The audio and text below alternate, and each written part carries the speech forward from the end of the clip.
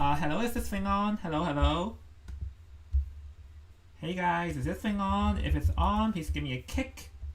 Thank you very much.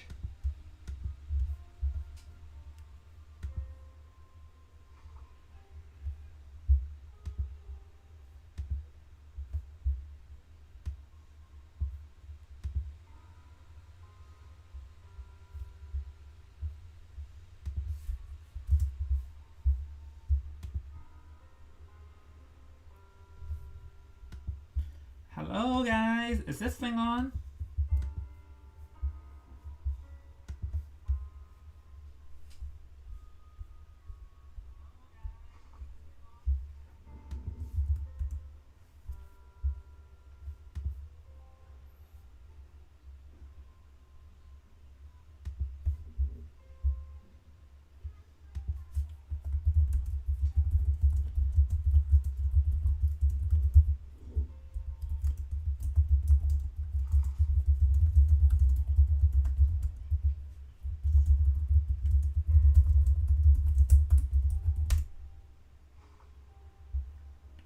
Okay, hey guys, it's Invisible Jung over here, and I am your non-professional commentator for this tournament, and welcome back to the Identity Rising Stars Tournament Finals! Woohoo! Yes guys, we are in the very finals now, and... Hold on, let me hop into the commentator.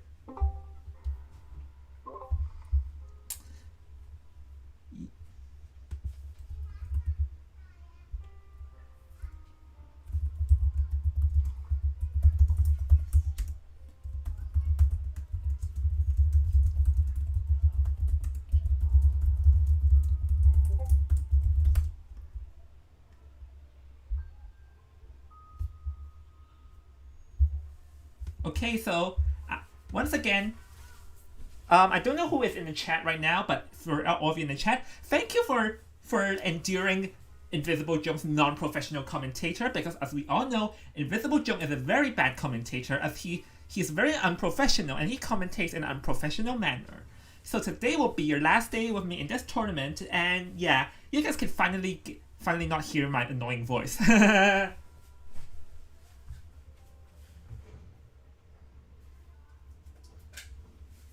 So, today is the Identity Rising Star Finals. Yep, and we are down to two teams, Armada X versus No to Randoms. And to recap on your journey, Armada X and No to Randoms both were first place from their tournament respectively. And another thing is that they were both first place, and they faced off each other in the winners bracket where Armada X defeated No to Randoms by 2-0.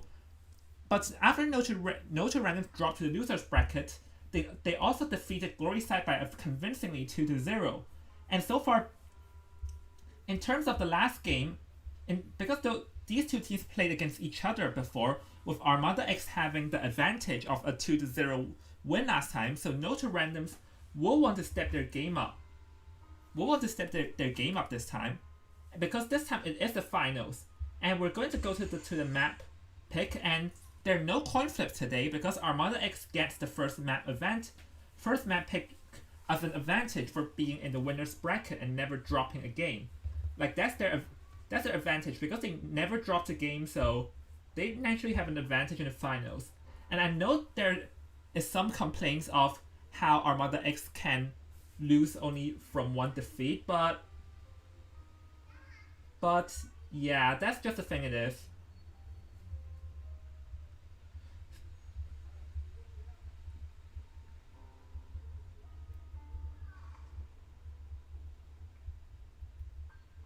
So, now Armada X chooses map, and No to Random chooses order because Armada X has the first map pick. And I will bet that Armada X would probably choose Chinatown to their whole event, to the full advantage, because, yep, Chinatown is chosen. I've already communicated with them last night, and I already knew that it would be chosen because the fact that Armada X's Hunter Polar is a very strong Soul Weaver player. So naturally, Soul Weaver is very, very strong in Chinatown. So naturally, they want to play to their advantage. Oh, and to anyone who is hanging out in the stream, please let me know how's my voice. Is my voice too soft or too loud or whatever? Please let me know before the stream begins as I cannot adjust it after the game begins. Do you understand, guys? So to anyone who is sitting or standing or lying down or stalking in the stream whatsoever, please let me know, do you want me to adjust my voice? As I cannot adjust it after the game has begun.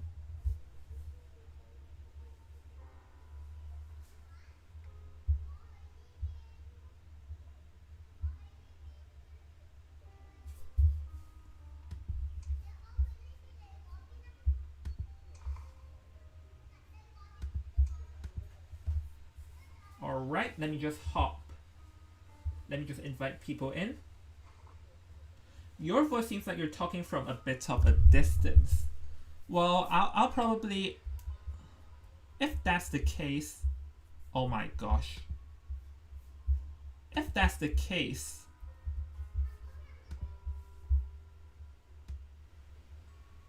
Is this better now, guys? Is my voice more clear?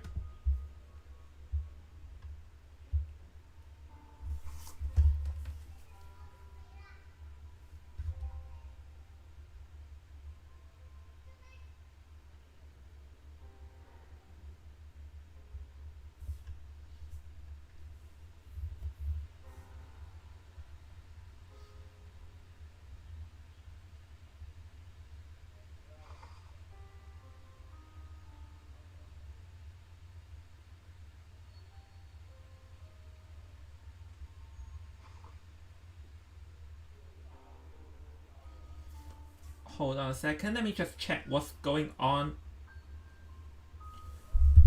Guys, please do not spam in the chat, and please let me know if my voice good enough. I want to know because I cannot change it after the game's begun.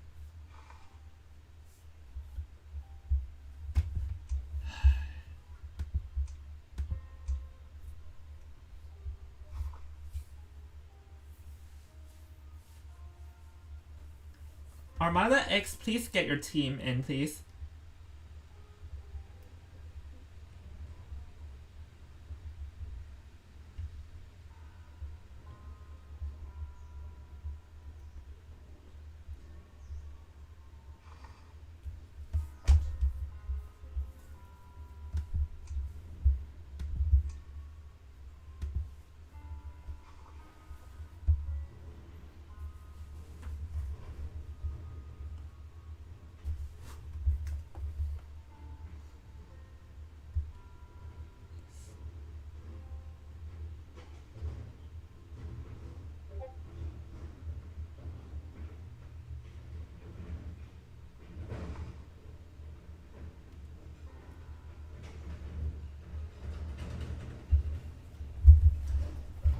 Alright, so...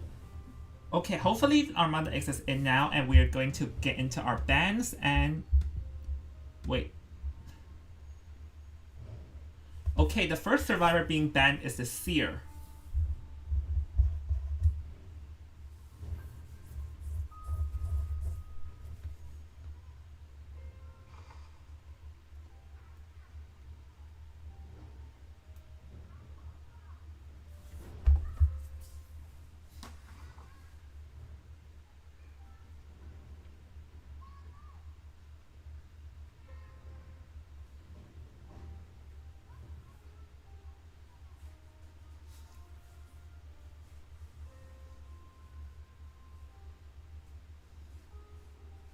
Well, we're still waiting for them, but hold on, let's see. Chinatown being chosen, like, I sort of expected it just because. So we were like last time in Chinatown, Armada X has won by a whooping 8-1. So.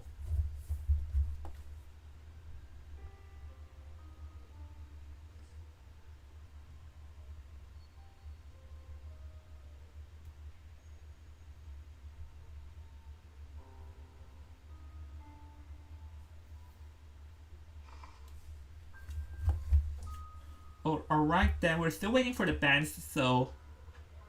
Okay, Priestess and Psychologist are the first two.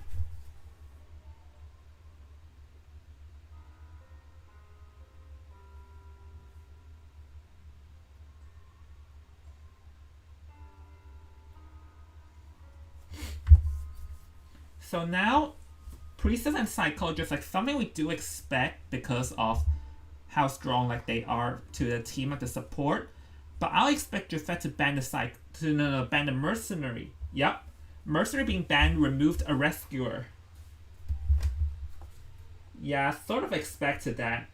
Because if you're going to choose like all support, then I'm going to remove your Rescuers. So I feel like Armada X may choose 4 or Gravekeeper, like a secondary Rescuer, because we've learned from Glory side last week is that choosing a non-rescuer team does not work at all. Like if you choose a a team of rescuing, then you're asking for disaster during. Then you're asking for disaster during the rescuing.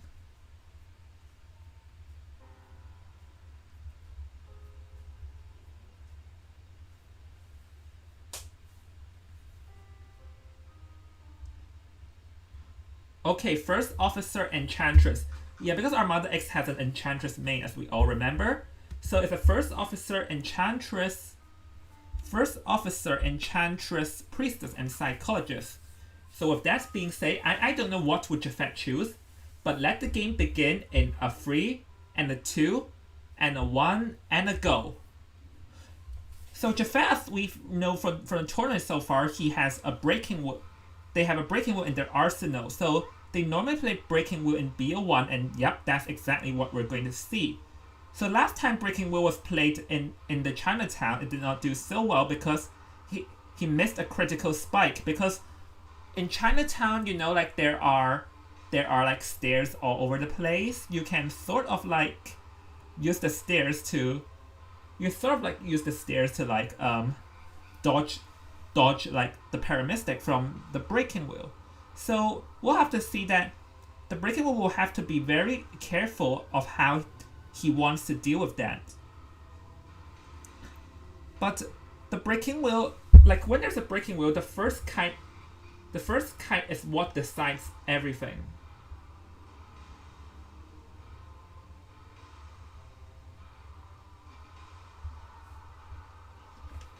Alrighty then, so with that being said, the game.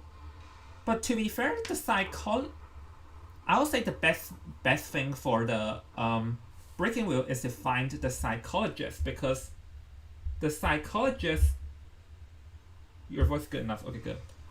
Like Breaking Wheel completely shuts the Psychologist down, and this team like they do have some sort of support, so we'll have to see, because Breaking Wheel is not really a camping hunter, so having only one rescuer won't really backfire that bad unless you get cut off too early. So here we're gonna go into wheel form, and if I'm gonna go straight, I think I'm gonna go to the Psychologist, which is, let's see, is it going? No, not the Psychologist.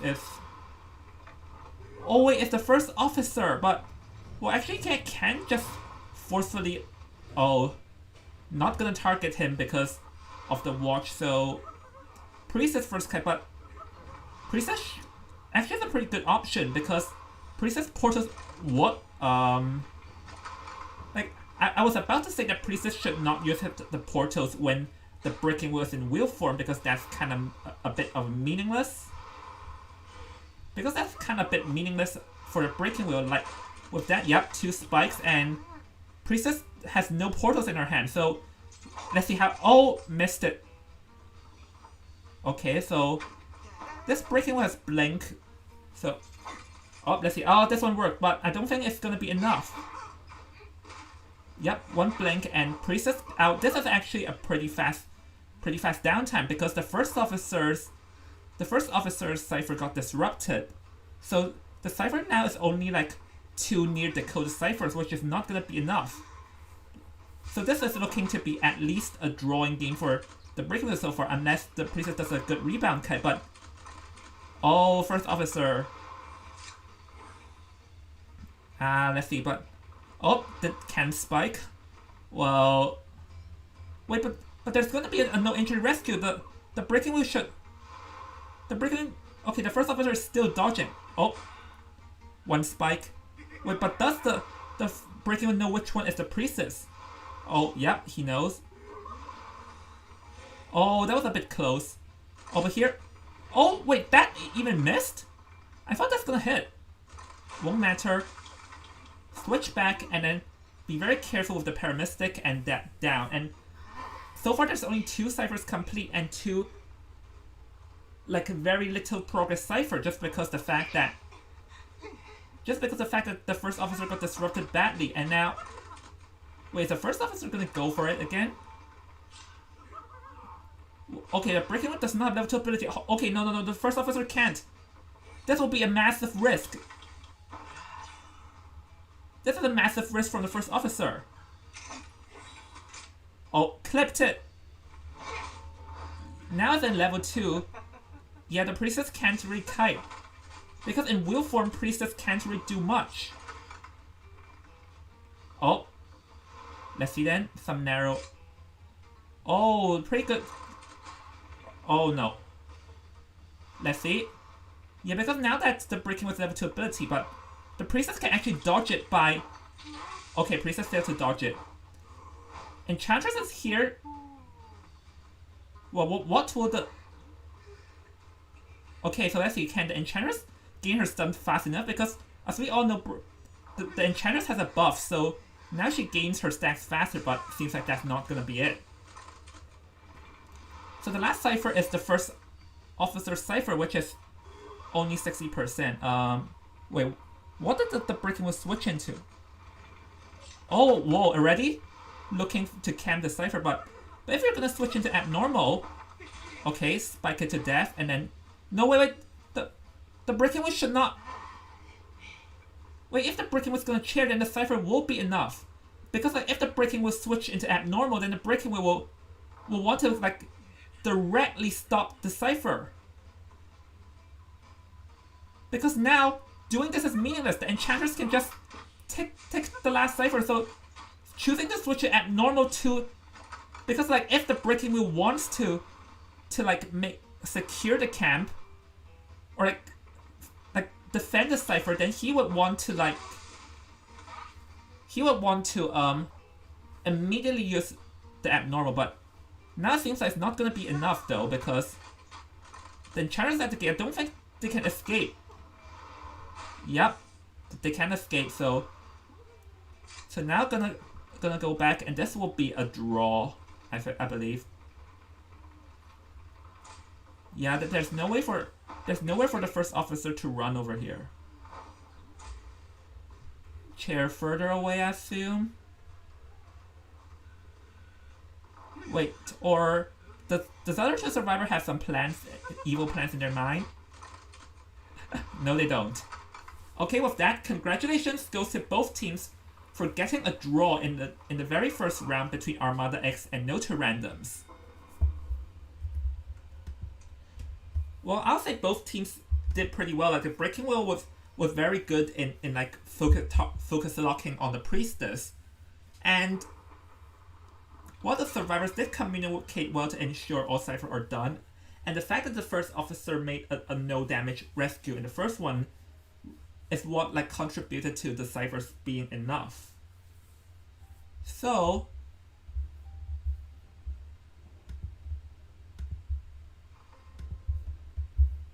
let's see then.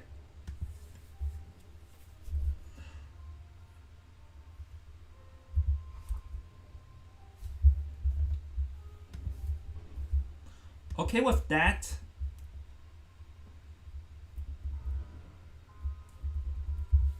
let's get into to update the scoreboard real fast. Today it will be a BO5, so...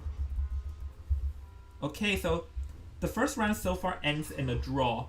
And I'll say that the Breaking Wheel made a massive mistake in the end, because he switched to abnormal trying to defend the cipher, but instead of actually defending it, he went out to chase the first officer, which gave time for the Enchantress to finish the cipher. And when he knocked down the first officer, instead of using abnormal immediately, going back to abnormal the cipher immediately, he chose a chair, which definitely gave enough time for Enchantress to finish the entire cipher. So if you're going to switch into abnormal, then you have to make sure that the cipher, you have to put defending the cipher as the main priority, and not going charging out like that. So Anyways, both sides did pretty well, so it's gonna be a draw for both rounds. So now we'll have to see what happens.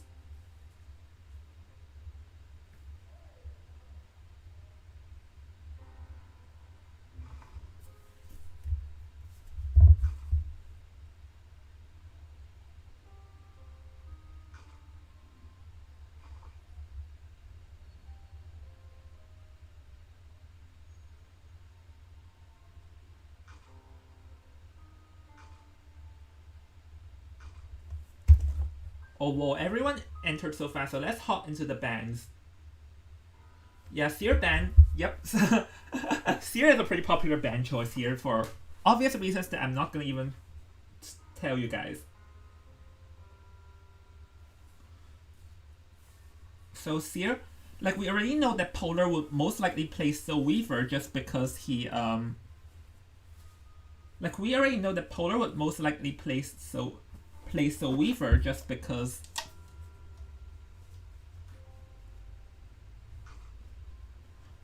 like we've seen him play Soul Weaver like every single time in BO1, so Priestess and Mercenary are the first two choices, obviously. Soul Weaver, you'll want a decent rescuer. And Priestess, yeah, pretty good to marathon away, I'll say.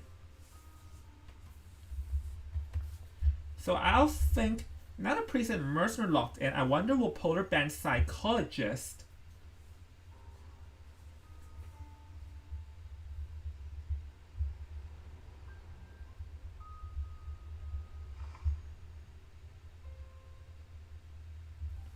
Polar, you cannot ban a character that's already been chosen.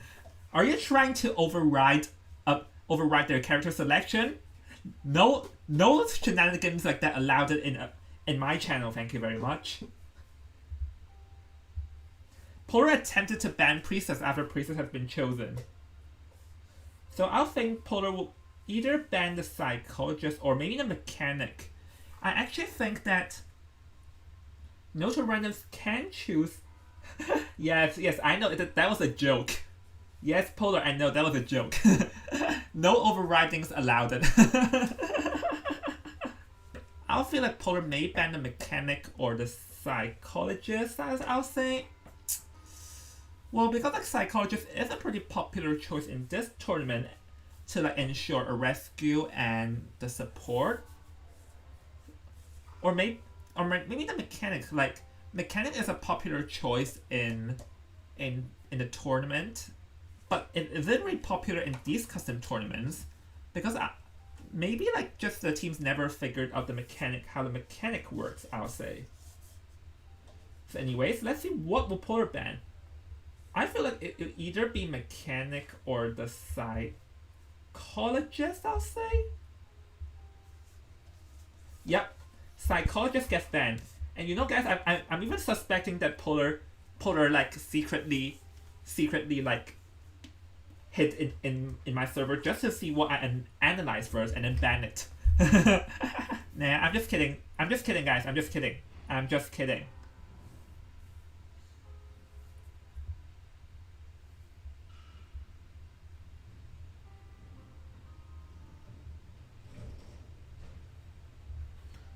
Alright then, so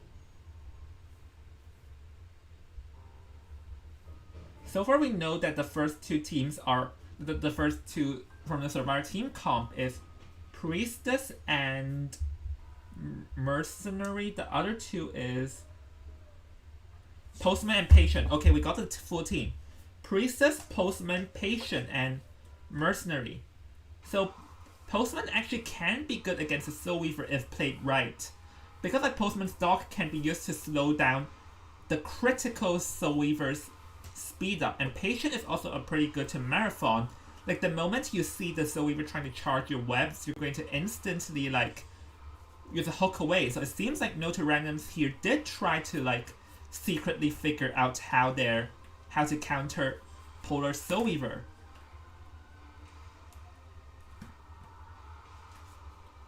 Patient sees his wife getting banned. Yeah, poor Patient having no wife.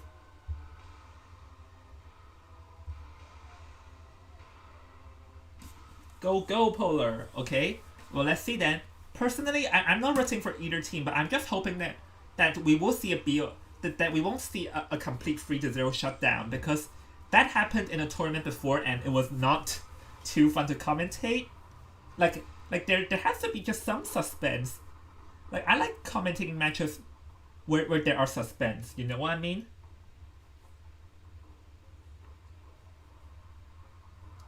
Okay, so we'll have to see who the Soul Weaver find first, because ideally anyone can kite the Soul Weaver in this team, but anyone can also die fast. Because if the Soul Weaver charges through the web before the postman can even use the dog, then it's a different story. Alright, let's hop into it now. So here, gonna just walk around, but seems like Soul Weaver... Never mind, he knows the direction. It's gonna be the mercenary first, so... Is he going to charge, use a few webs to force an elbow pad? Maybe, wait, he's trying to go for it. Then the mercenary may well have to use an elbow pad here. Yep, elbow pad immediately. Soul Weaver sets up some webs. Seems like Soul Weaver is gonna target the mercenary. The mercenary have to use another elbow pad. Otherwise he'll get hit, and one paddock drop. Okay, well, still trying to go for it. Whoa! So it seems like here, the Soul Weaver is not... But actually, this mercenary used up his elbow pads a bit too early, because against the Soul Weaver, that's not exactly... now that you have no more elbow pads, you're definitely a good target, and a pretty nice move from the Priestess. And now, we're gonna switch into the Priestess, because why did the Priestess stay behind like that? Now the Priestess is gonna be the one to get targeted. Because it seems like that there is a massive communication error from the survivor's part, where, because the Priestess, if they're gonna let the mercenary kite, then the Priestess should not be nearby. That was a pretty good double portal, but it's not gonna go good. And now that, remember, the mercenary has no more elbow pads, and that's only, okay, one fully decoded cipher and one nearly decoded cipher. And there's a lot of missing ciphers from the survivors though, because the Priestess also disrupted the patient, but mercenary swooping into rescue. And hey, look at this, guys. Mercenary has a bot. Would you believe it? Oh, missed, but... Okay, Mercenary, get out. Do not get a double knockdown. Look at this, guys. Mercenary has a bot. So who would have thought that... Who would have thought that there is, a mechanic in this game? There's a mechanic in this game, oh my gosh. And, alright, the survivors now have to watch out, because with one spit and one attack, now this is a very dangerous... This is a very, very dangerous, dangerous presence, because now the Soul Weaver can do a double spit, and before there is a team that fell victim to the double spitting technique. But here I wonder who would they send to rescue? Or it seems that... Hold on, I think I see that the patient is going for it, but will the patient be aware of the double spit technique? And it seems like the mercenary just only used the bot to self-heal, but not to decode. But that's not how you want to do it, and patient may be coming a bit too late, because this is oh, he is aware, but this is a very dangerous time, so can the rescue happen? Nope. This is why, at least he was aware of the double spit, but oh, he's going to abnormal the whole cipher away. Abnormal, but oh, now that he used the web on it, now the survivors will struggle to take that last cipher, because he can even abnormal the entire cipher away. So things are looking from bad to worse, and I'll say the patient coming too late is a massive error, because the patient even has 3 hooks.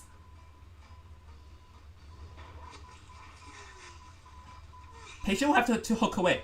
Do not go down at this cipher. And the mercenary will have to try to force that cipher open, because you have to watch out for abnormal. So mercenary will have to force that cipher open. Wait, mercenary still not force... That's the last cipher though. Why then the survivor should force that last cipher open? Oh, even the bot would... So we finally found what's going on. Oh wait. Are we seeing some naughty techniques here? But it seems like here the survivors are not being careful enough because there is a whole fully decoded cipher that they're going to completely ignore. Like just now when the patient is kiting, the mercenary should just force that last cipher open. Now the ciphers are not going to be enough. And that's the last cipher that they need. It's the cipher that they ignored.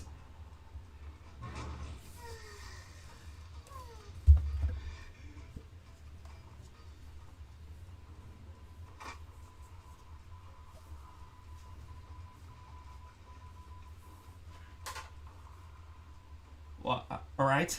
Red light trick.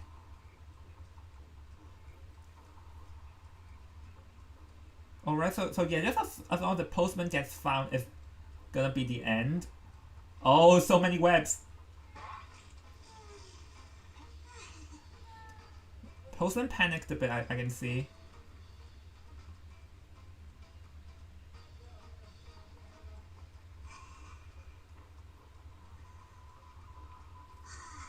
Well, the thing is that there are two almost decoded cipher, and like the disaster happens when like the priestess went down next to the postman's cipher, because like while did they have some coordination, their coordination just ended up leading into them dying into each other's cipher. Wait, is he? No, I don't think it's a good idea to chair. What? Ooh. Okay, it's gonna chair. Well, actually, then that gives Postman a chance to escape, because there's still two ciphers. The Soul Weaver can just play it safe, because Mercer has no self-heal. This actually gives a chance for the survivors to get a 1-out. But the Postman is in danger of like having crowds though, and I believe the Soul Weaver definitely remembers where the dungeon is, because the Soul Weaver passed by it before. Yeah, they're going to run in the full face.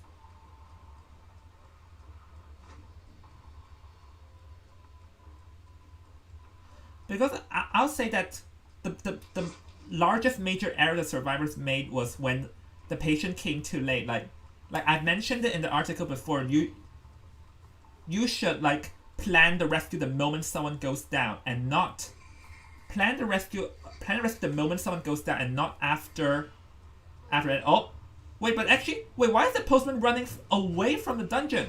The dungeon is on the other side. Because just now, if he just goes for it, I believe that the Postman can escape, because now the Soul Weaver completely locked into the Postman's location. And the Soul Weaver can just save up for the webs to have like a massive acceleration onto the Postman.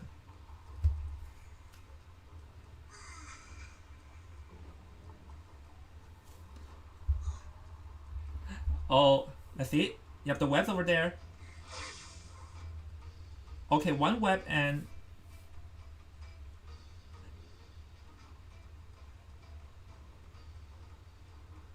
Hold on. Well, the thing is that the Soul Weaver can just completely play slow. Like the Soul Weaver... Wait, are we going to just see a dungeon? A whole dungeon? Now the Postman cannot do anything, and the Soul Weaver completely blocked the Postman now.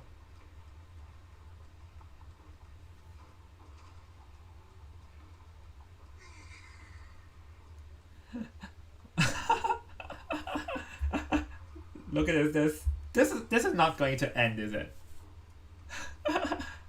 The Soul Weaver cannot even go up because that's going asking for death. So now the only thing is that the Soul Weaver will have to wait for the dungeon's location to be respawned. Okay, prepare your beer, guys. This will be a very, very long game. Where is the other commentator? I want to be higher. I have a commentary experience.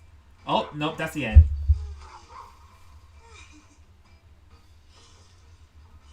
With that, congratulations goes to Armada X for getting another 4K.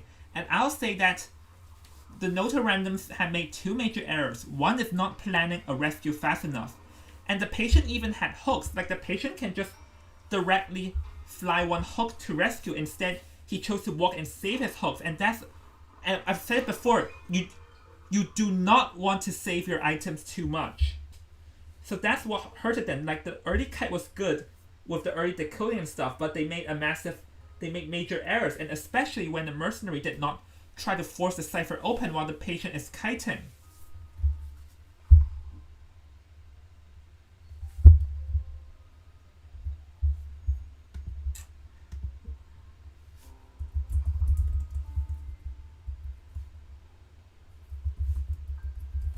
So BO1 Armada X won by 7-2, which is a good lead.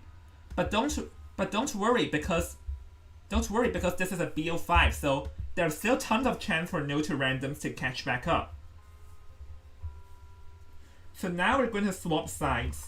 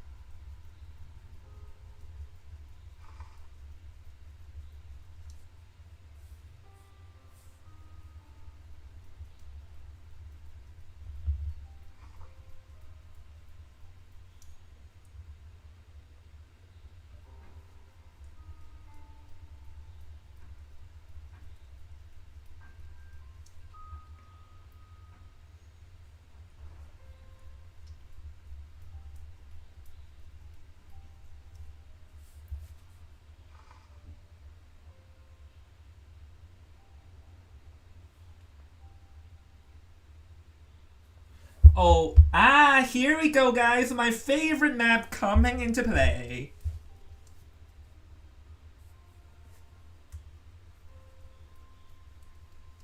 So, the map for the second day is going to be Moonlit River Park. This is my favorite map playing as Hunter, you know, guys, because I love Moonlit River Park because it's just so easy to cut survivors trying rescuing off. My favorite map. I do wonder what Noto Random has planned.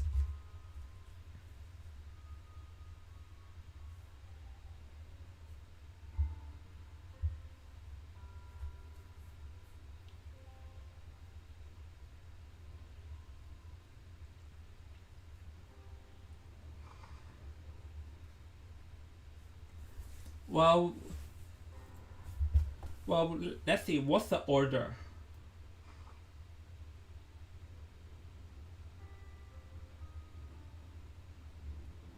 Okay, Armada X chose their survivor to go against Jafet first. So, per we know, Jafet normally plays the Wax Artist at the second round, and Moonlit. I think I understand why they chose Moonlit River Park. Because in River Park there are not that many high walls, so Jafet's Wax Artist can definitely like rain a lot of wax from the survivor more easier. So I think I understand what's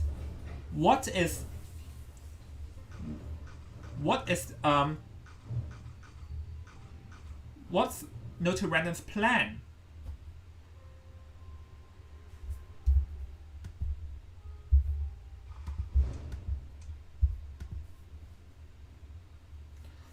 And another thing is that even if like Armada X chose to ban the Wax Artist, then the breaking was also strong in Moonlit River Park. So I'll say Moonlit River Park is a very good option based on the hunters that Noto Randoms have. But so far, like what really matters is that Noto Randoms survivor will want to step their game up.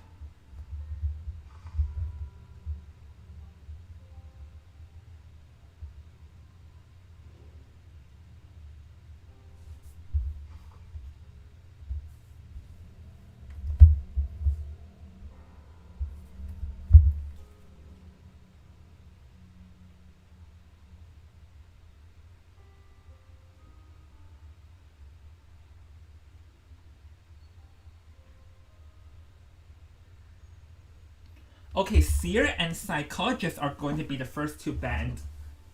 Seems like no supporter allowed it. Then I'll say that the survivors may choose priestess and mercenary. I'll say, like, this is a large map, so there is a risk in rescuing where you get cut off easily. Yeah, breaking will is banned, as we all expected.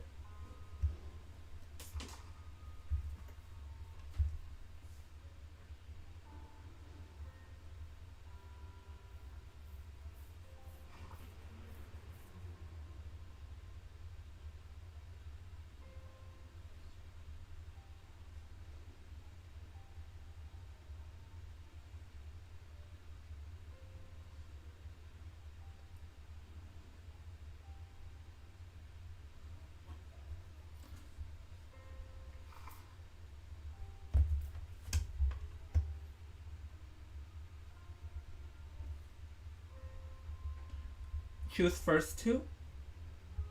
I believe I'll guess it's priestess and mercenary. I'll say.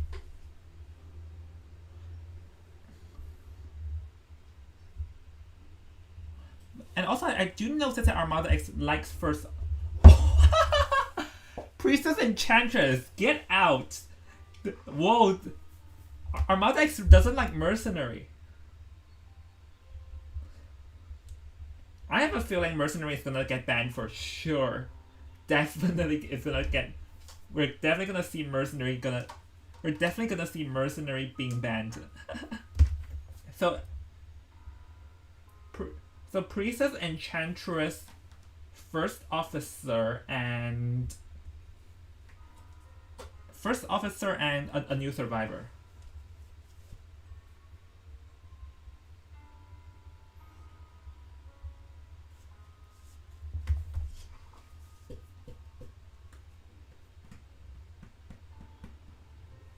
Oh, give me a second to think.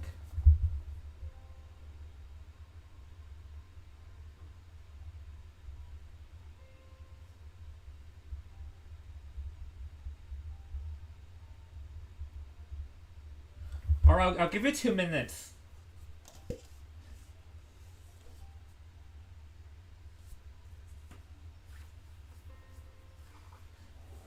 Yeah, I'll give you 2 minutes and not much, but and I'm not gonna extend the time because like I'm not trying to be mean, but like in other matches or in other tournaments, like there are teams that took 5 minutes to think and it stalled the entire tournament, and I don't really want stuff like that happening here, so yeah, I have to have a limit. Okay, mercenary band and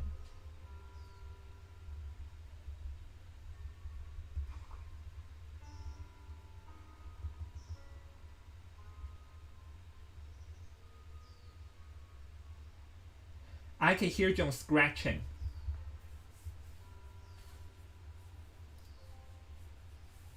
What on earth? Excuse me?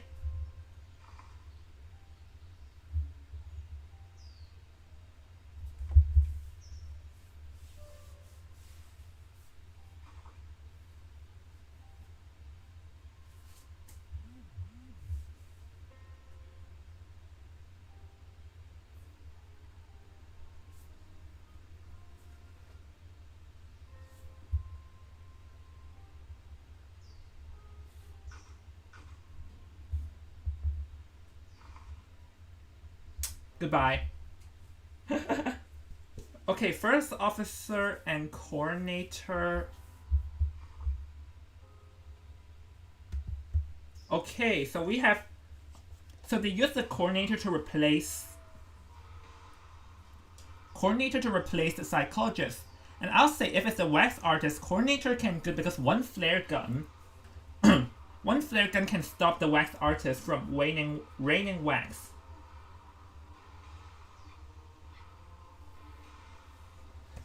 Let's see then.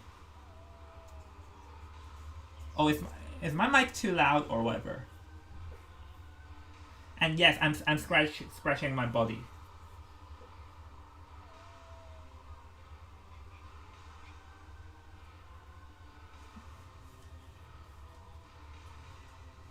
Well, so far the score is 7-2. And let's see. Alright, if my mic is too loud, let me know.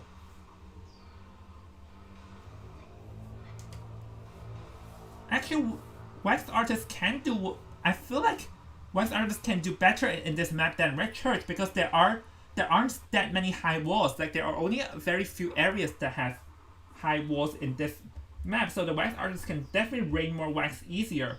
But then again, Wax Artist is only some sort of camping hunter, I'll say. So Wax Artist can only sort of be a draw.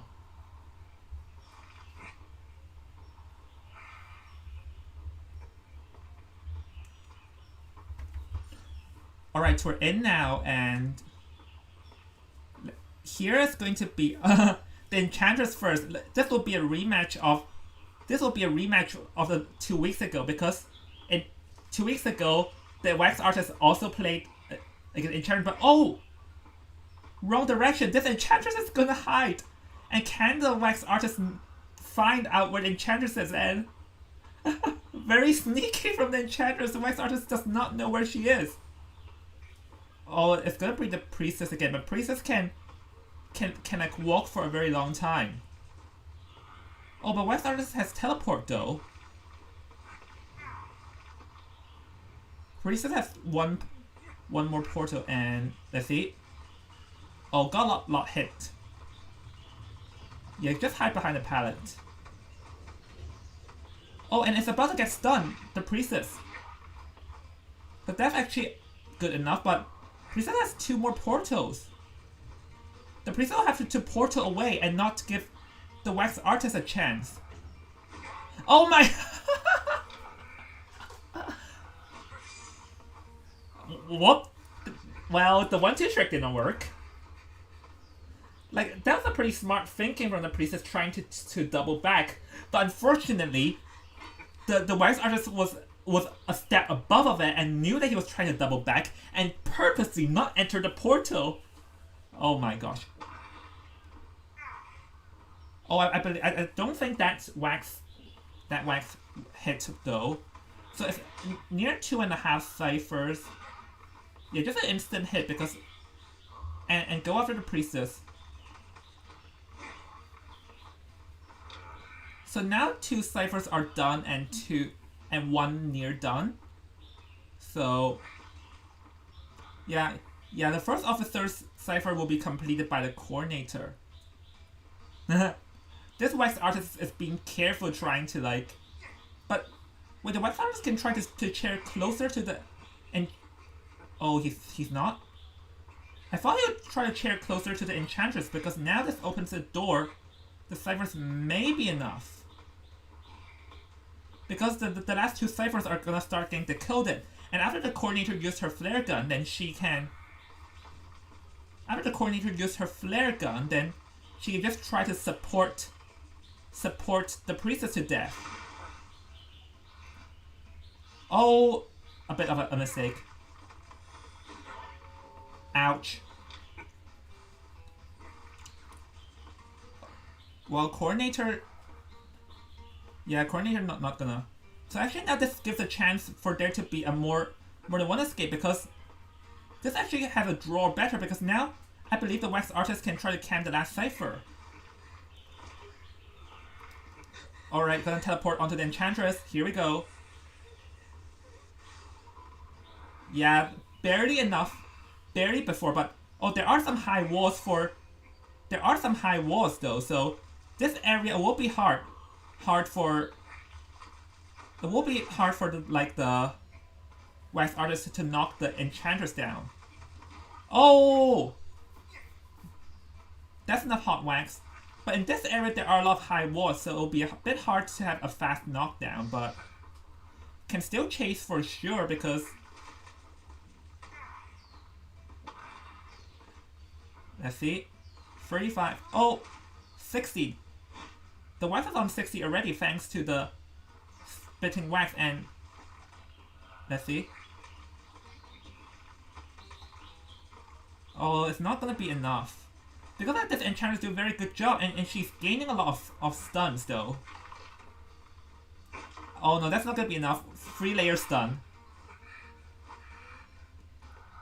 And the Cypher's gonna be primed already. Oh. Yeah, Cypher takes and now the million-dollar question is, can the Enchantress escape? Because Enchantress has a very strong rebound kite though. And she's in full health. Well, Wax Artist has a pretty slow, like... Wax Artist has a pretty slow speed. Oh, even that missed. So the Enchantress will have to like, do a very good job in dodging all these Wax. But now we can see that she's looping around, not giving the Wax Artist a line of sight. And oh no, her Wax are gone. And actually, I feel like, if played right, can go for a free escape though. Let's see. Nope, no free escapes. With that, congratulations to both teams for a draw once again.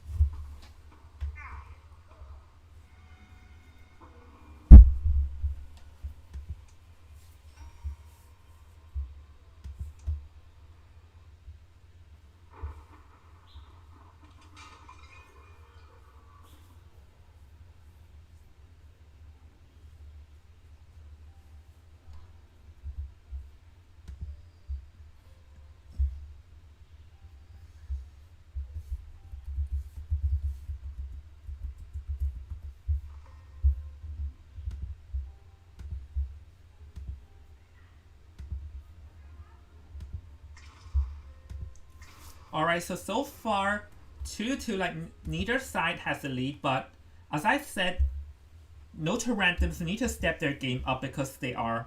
Oh wait, no, I'm not inviting this one. Because, like, so far they are sort of, like, falling behind, so they'll need to,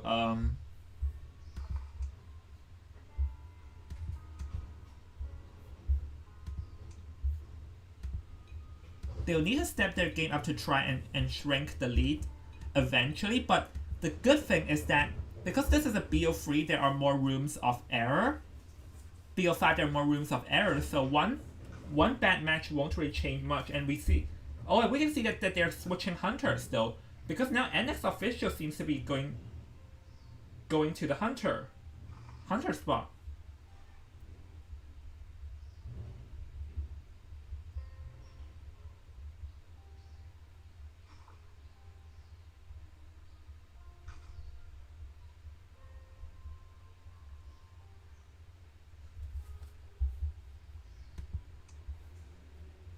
Yeah, still polar.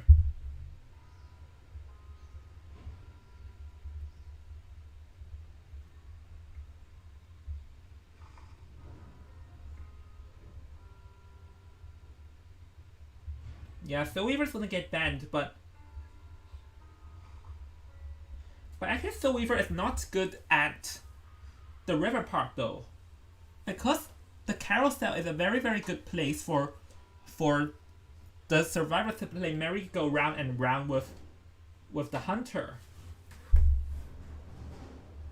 So, but it seems like that they are going to respect Polar's Soul Weaver. So Soul Weaver get banned, Serum Priestess gets banned. So we'll probably see the Mercenary and I think Psychologist.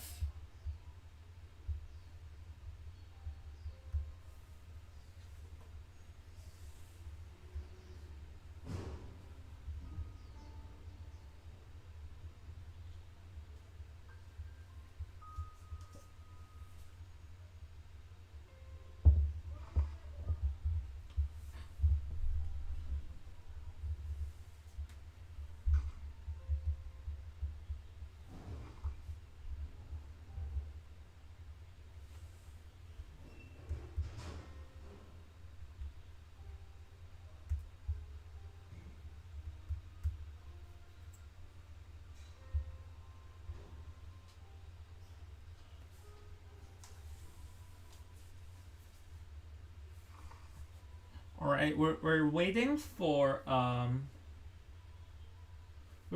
to choose the second one. Okay, Mercenary and Postman. Well, okay, then I guess we're not gonna see the Psychologist in this game.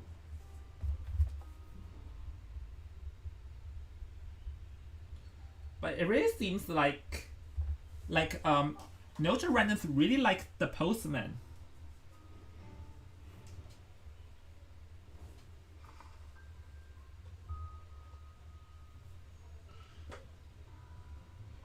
Yeah, no psychologist. So I feel like we're going to be seeing the patient and probably one more. Okay, entomologist and patient. So the full team is entomologist, patient, mercenary, and postman. Well, three decent kiters, so it seems like their plan is to kite Polar. But we'll have to see how well will they kite against Polar though. I believe Polar will use Disciple. I remember I've seen Polar play Disciple and Sculptor.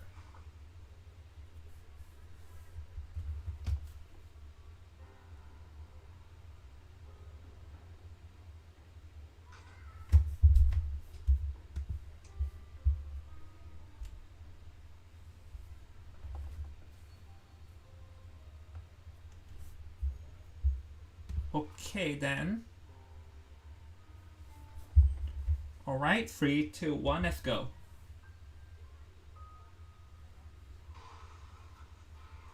So without Soul Weaver, so far in this tournament we've seen Polar play Soul Weaver, Disciple, and Galaxy. So maybe we're going to see Disciple this time, I think. Well, if it's Disciple, it's actually Disciple may struggle because Entomologist and Patient. Oh, Bloody Queen. Here we go. We never seen Polar's Bloody Queen before. But if played right, Bloody Queen can have some sort of terror.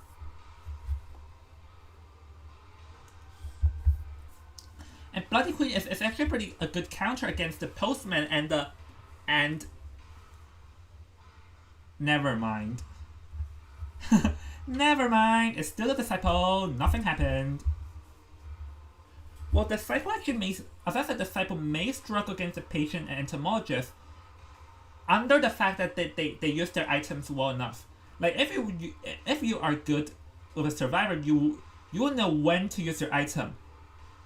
Like using the item the moment you see the hunter is not the best option, because like if you just flick out all your items too easily, then you're a good target after the items are gone. But knowing when to use your items is the best. Like using too early isn't the best, but using too late is the worst.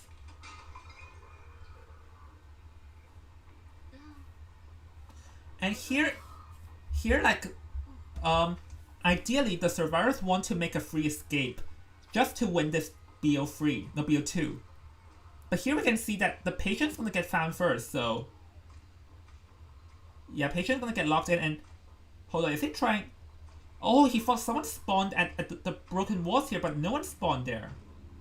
But the patient was in the tent, but the Disciple did not see the patient.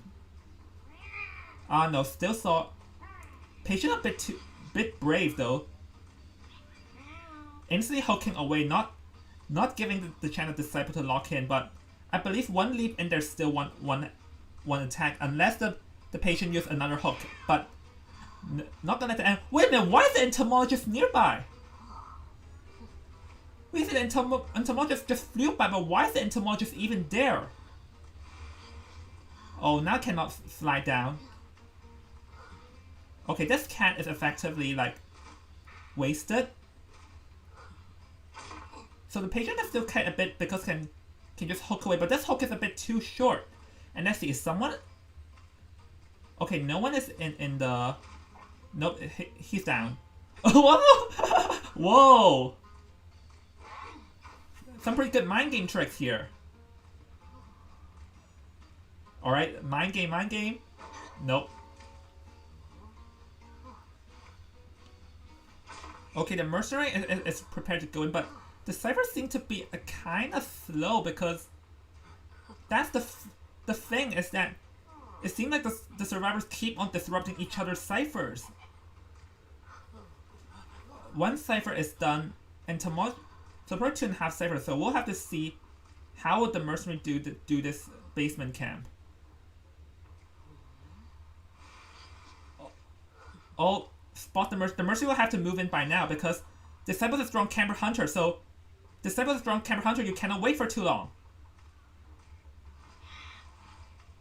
Oh, but that did not work. So now the mercenary cannot run up the base. The mercenary must hide. If the mercenary is gonna do that. Okay, still gonna work, I guess. Wait, but wait, they should not run towards the same direction though.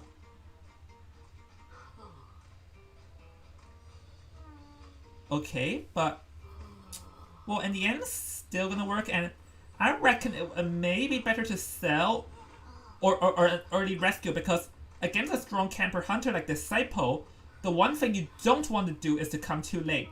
Like, we all already seen what happens if you come too late. Oh, and the survive.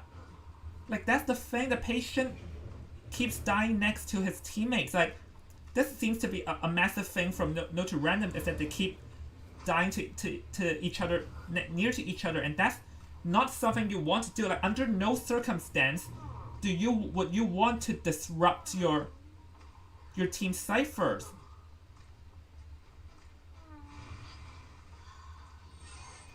Well, Mercenary cannot do a thing, but well, one hit, and the Mercenary will have to run to the bridge across the other area so that he can open up that cipher for his teammates to complete. And I'd say the ciphers may be enough if they do like a over half rescue, because 2 ciphers remain 1. Yeah, because I'll say that whoever is decoding that 83% cipher come the moment he finished decoding, but oh, not gonna let him do the chance. So yeah, that.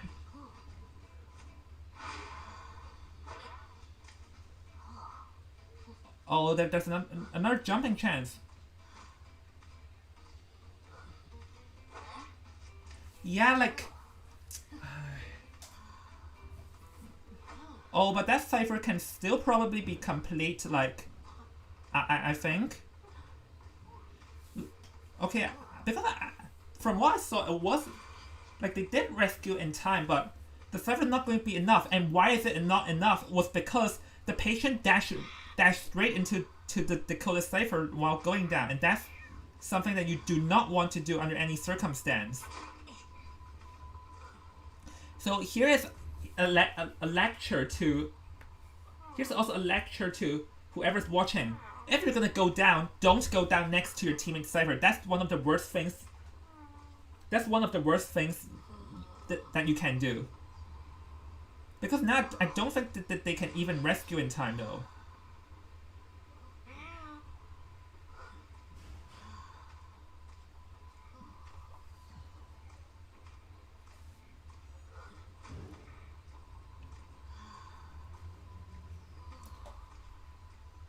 Well, with the postman gone, so now it's pretty much almost guaranteed that Armada X is going to win this BO2 as well.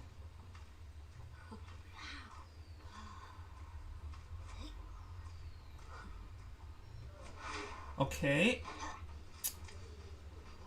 Well, the one cipher is done, so the last cipher remains is the one at the bridge, and well, let's see what is Polar's plan here, because I believe the cipher can be decoded in time. So I think the question is will Polar chair the mercenary, or will he try and... Yeah, he's gonna do that. Actually, I feel like it may be better if the entomologist just force the cipher open, because it's 94%. If you're gonna go back, then you're just gonna go down. Unless he wants to try and kite long enough for the merchant to self-heal, but that will be very hard though.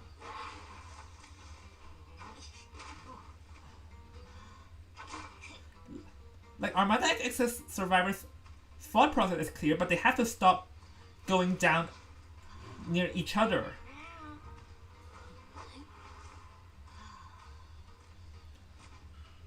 Okay, it's gonna be another 4K.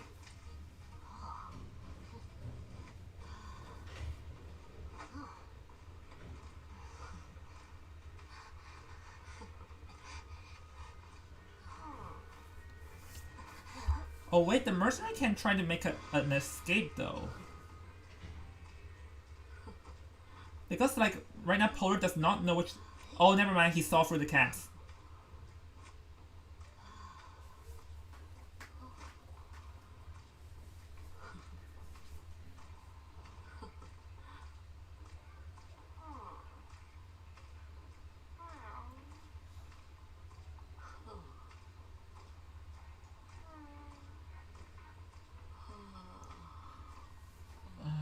Well, yeah, there's Tinnitus though. Mercenary can still tank one more hit, so I think the question is that when can the disciple find the mercenary? If the disciple can find the mercenary, then it's a 4K. But if not, the mercenary is just gonna make one beeline towards the dungeon because I believe the merchant does know where the dungeon is. Finally found it, but oh, teleport, but just charge into the dungeon.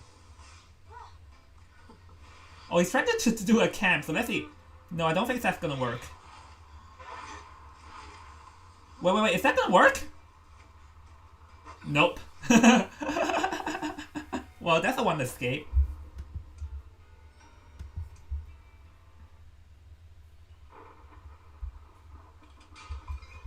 Okay, congratulations to Armada X for their second, for winning BO2 as well in 2-0, and so now No to Randoms have to step their game up because things are looking very, very bad for them.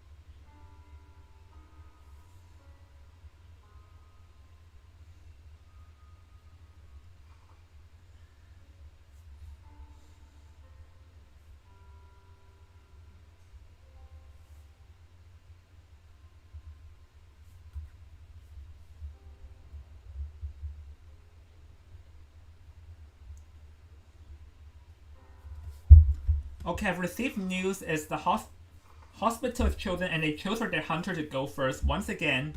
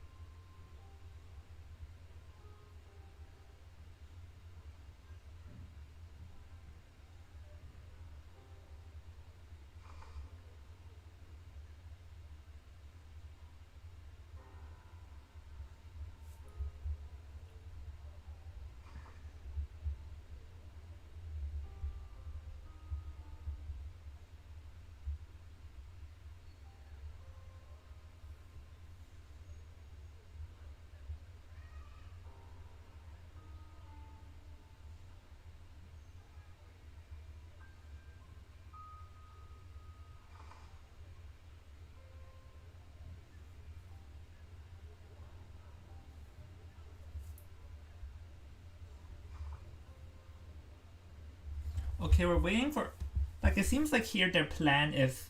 Armada X's plan is for their survivors to get a draw and their hunter to get 4K, because we can see that Polar is a very scary hunter that almost gets 4K all the time.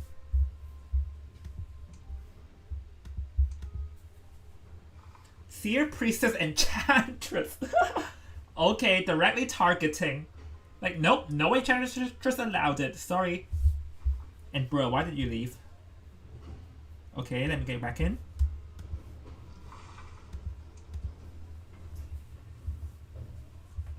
Nice is not happy. Someone's not happy about that. Oh, I keep on dropping stuff.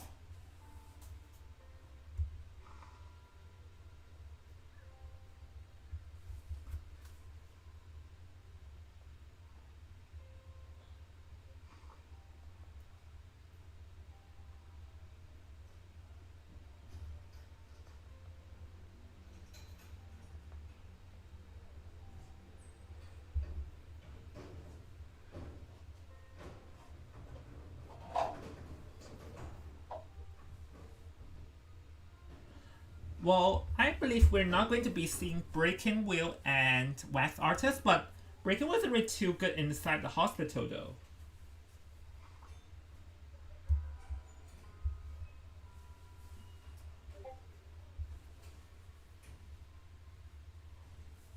Oh, Breaking Wheel and Disciple. Whoa! This is a challenge! Armada Survivors is like, I'm not afraid of your Wax Artist. Come. I'm not afraid of your Wax Artist.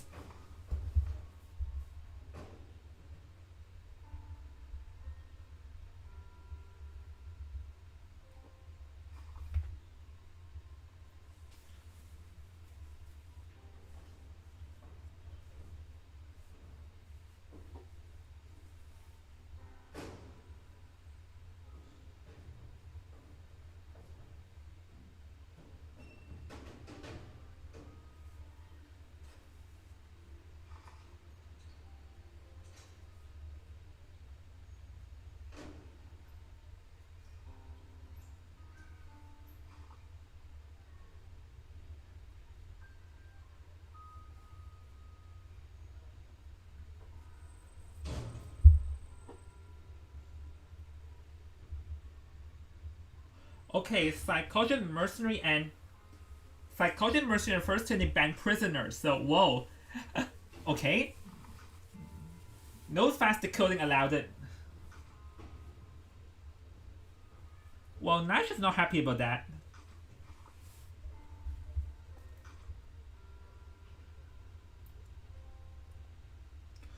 It seems like we are going to be seeing Wax Artist being played once again, I assume.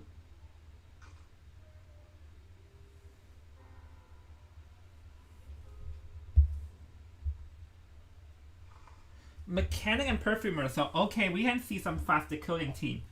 So what will be Japhet's plan against this? Because this is a fast decoding team.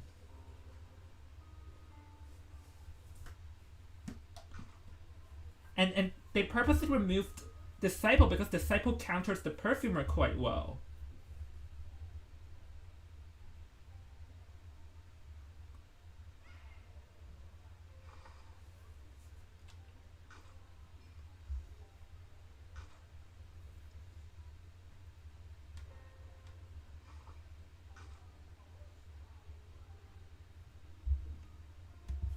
Because, like, the thing is that they opened up Japhet's Wax Artist. It's like they're declaring war that we're not afraid of your Wax Artist. And because Hospital is a very bad map for the Wax Artist just because there's so many high walls. So will Japhet switch up the Hunters, though? Someone doesn't like Enchantress being banned.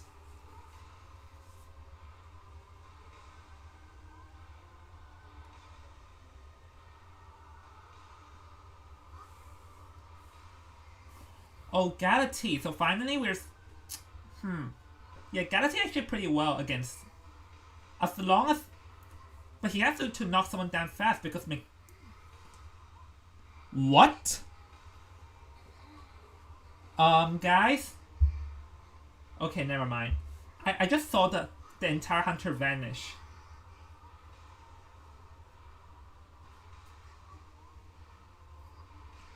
But we'll have to see what is the actual choice from Japhet.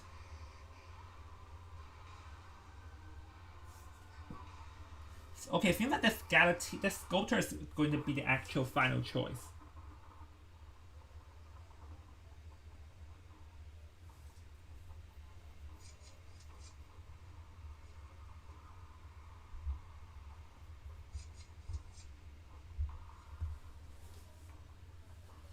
Well, if it's the sculptor, let's see. But naturally, you will want to have a faster knockdown because there's a mechanic out there, and mechanic's decoding speed is so fast. And even if you find the mechanic main body first, it's pointless because her bot exists.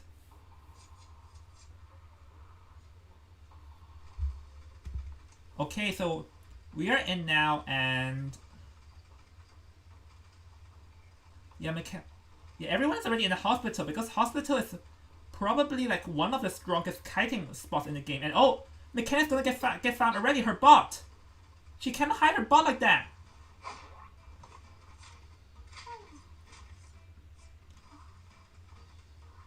I think he's gonna go after the mechanic now.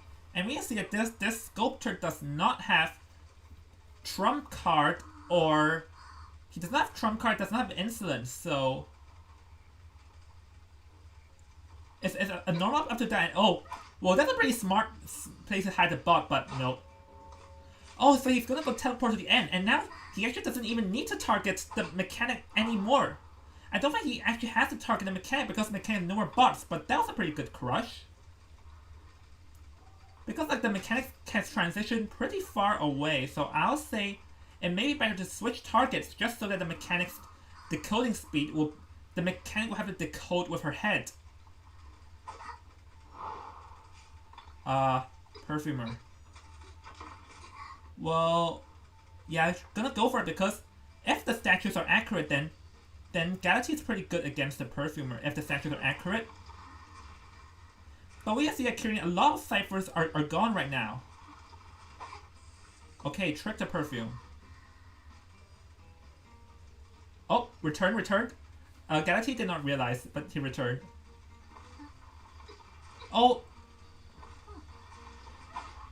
that was a bit unfortunate for the Perfumer. And now the mechanic will have to decode with her head, so because I feel like one major error is that the survivors, no, the mechanic did not hide her buff very well, and that's not. Whoa, that did not hit. I thought it's gonna hit for sure. Okay, the mechanic's not. All right, level 2 ability. That's where the where the survivor's nightmare begins. And here's the fact is that the mechanic is now decoding with her head now, and so the ciphers are not. I don't think the ciphers may be enough. Like 3 ciphers are gone though.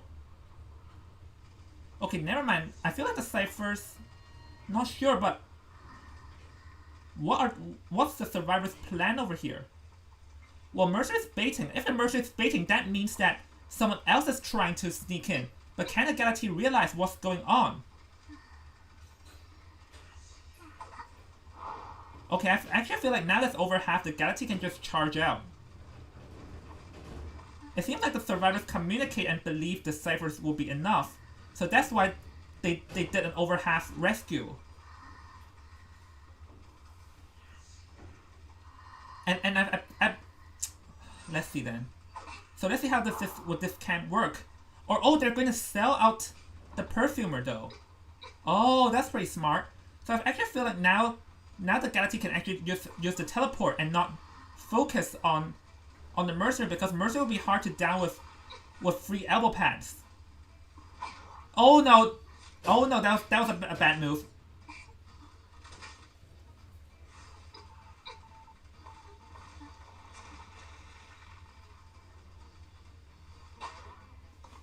Yeah, because of well, you have to like use your pass faster. Now the mercenary is gonna go down and mechanics in half health. So the psychologist will have to kite for a very long time over here. Otherwise, it'll be a huge disaster to the survivor. Oh no. I believe the mechanic is healing up the mercenary. Oh, he's trying to chair close to the last cipher.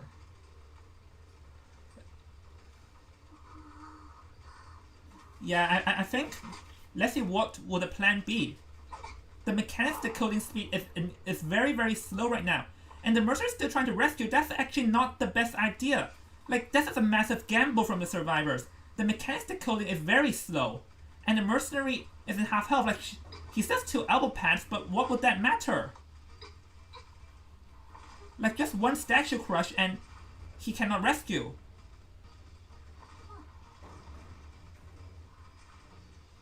Okay, one more group of statue chance. Oh, but the Galaxy did not do a good job in aiming the statues. Like, whoa. Okay. Well, the ciphers are not going to be enough though, because the mechanic's decoding speed is too slow.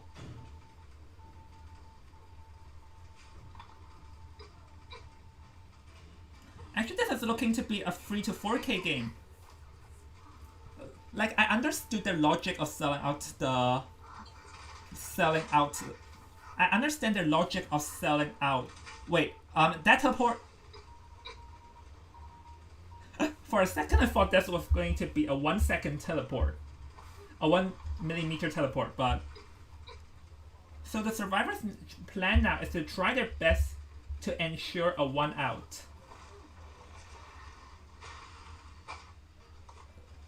Let's see.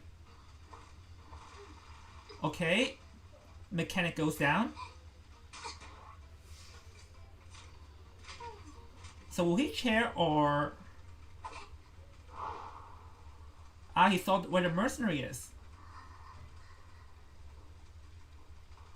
So yes, I think he can try and camp like that because the sculptor, like Galaxy knows that she still has a lot of room of movement though. Whoa, Tinnitus. Galaxy, the Tinnitus has just appeared. Maybe he's at the cipher that you just passed by?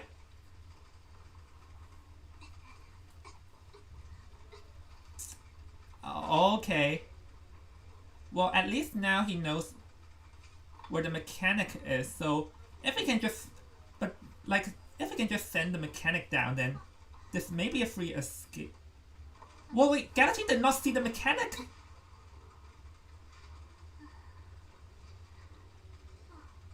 Well, yeah, there's no dungeon nearby, so this is going to be a 1-up, but honestly, I'm just more confused of why did the Galaxy not check the cipher that they're decoding. Yeah, Mercenary is gonna get out, and this will be a 3K game. So congratulations goes to Armada X for finally having the lead of a 3K. No, to Notarand for finally having a lead of a 3-1. So now the pressure will be up to. So now I have to see what happens in the next game. So far, we have seen is that we have seen that Armada X's Hunter has gotten 2 4K games. So now that they have the lead, if Notarandoms can get 1 out, then they can sort of still like survive longer. Like they still have a chance if they can ensure a 1 out. So, but if Armada X's Hunter gets a 3K game for the next, gets a 4K, then it's going to be game over.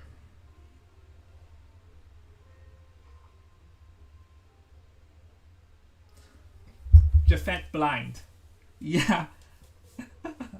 Yeah, like, sort of, because the thing is that he knows that the mercenary was still at the decoding cipher, so I was confused why did he launch the graveyard at the cipher at the other end and did not even check the cipher shaking progress. Like, I feel like that was a major error because that could have been a 4K game, but unfortunately, like, there is some questionable moves from the sculptor, but still the sculptor did very well, like instantly knocking the mercenary down, which allowed them to get open the door for them to get a free 4K.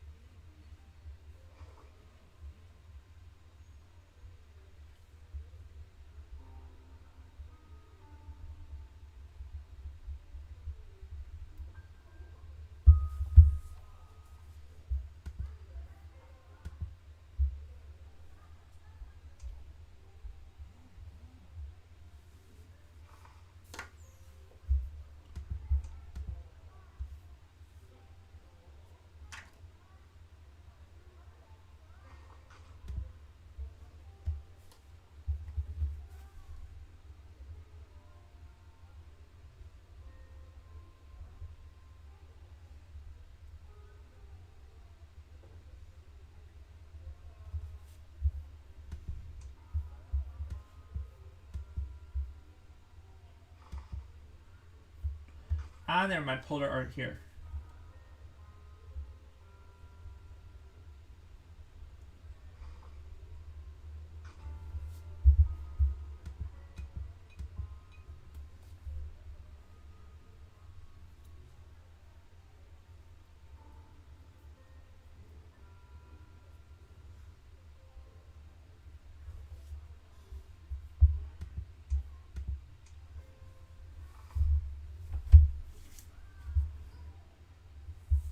Oh, Sculptor Soul Weaver. Okay. So it seems like here that because like Disciple is more of a drawing hunter, so it seems like they like No to Random's plan is to try and get draw. Like they got 4K against the Disciple just now, so they have to.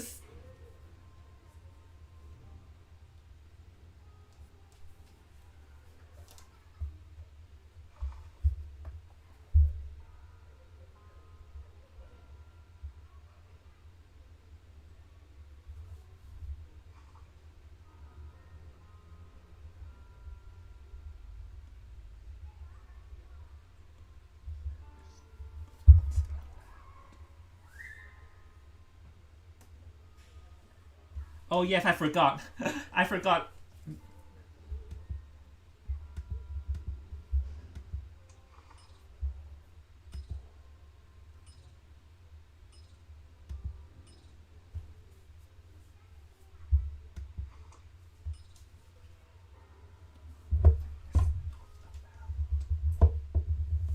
No, I'm not. No, that's not allowed. Switching teams in the middle of a game is not allowed. Thank you very much.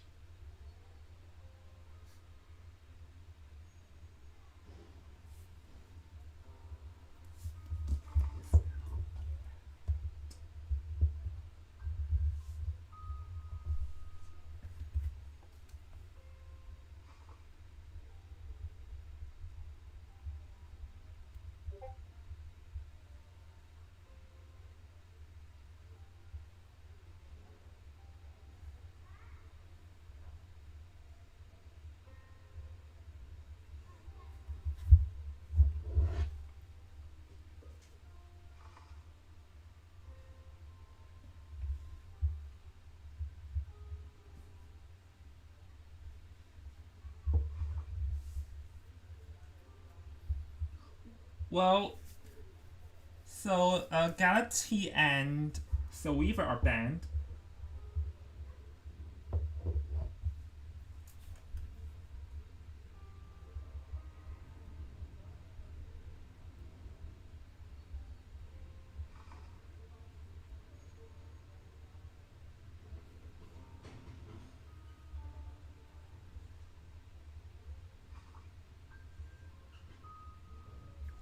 Prisoner and Entomologist first two. Okay. So they choose not to take the mercenary.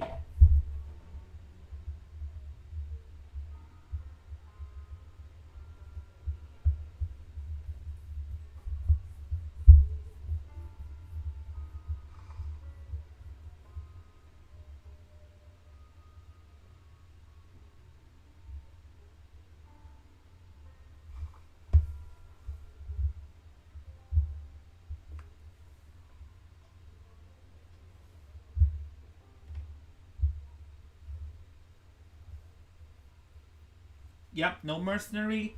So far, the first two are prisoner and entomologist. I believe they'll choose. They'll choose no priestess as well.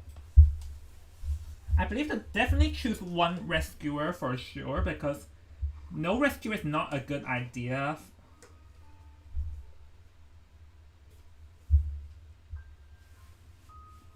Toy merch. Whoa! They really are going to abandon the no rescuing approach. The rescuer. Toy merchant, prospector, prisoner, and entomologist. This team is. I can say this team may work very well, or it may work very, very badly. Like, this is a high risk, high reward team. So I believe we'll still see the disciple from Polar, though.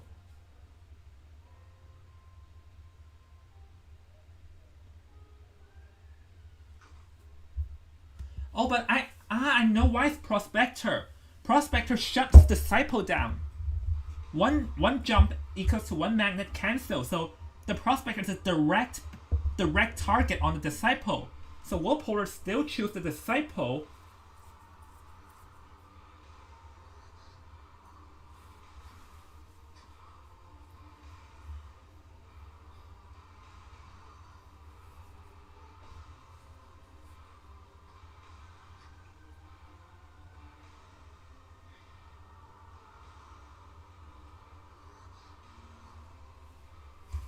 Oh, we're going to see another, like, Polar's like, well, you guys planned to target my Disciple, then screw it, I'ma go for the Guard 26. So, against this team, the survivors will have to be very careful and in planning how they rescue, because Guard 26 is a very, very strong, like, camper hunter, and if you try to charge into rescue without planning properly, oh, never mind. We're just seeing him flexing skins again.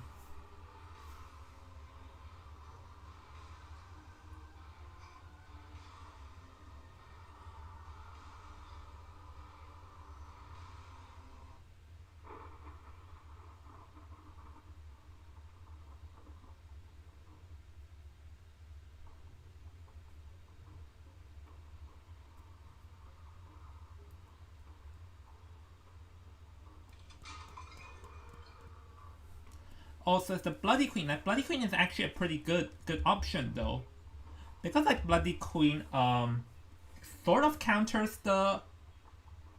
I think it counters pretty much everyone here. Like Bloody Queen, like every survivor's items here are not much used in front of the mirror, because like and here oh no, that was a bad mirror aim though. But the prospector had to get out because now he actually brought the hunter to the entomologist. But that first mirror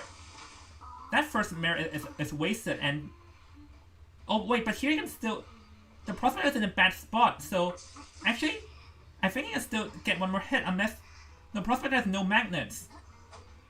Oh, no, but that's a pretty good, whoa.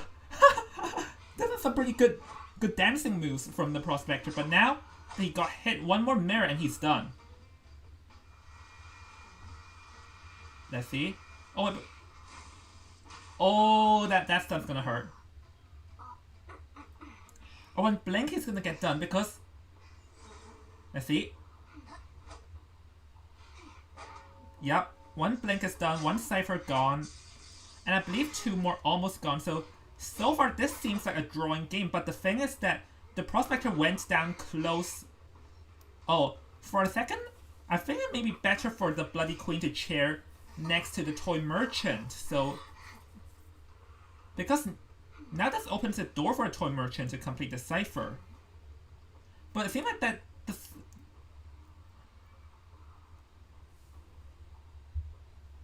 okay.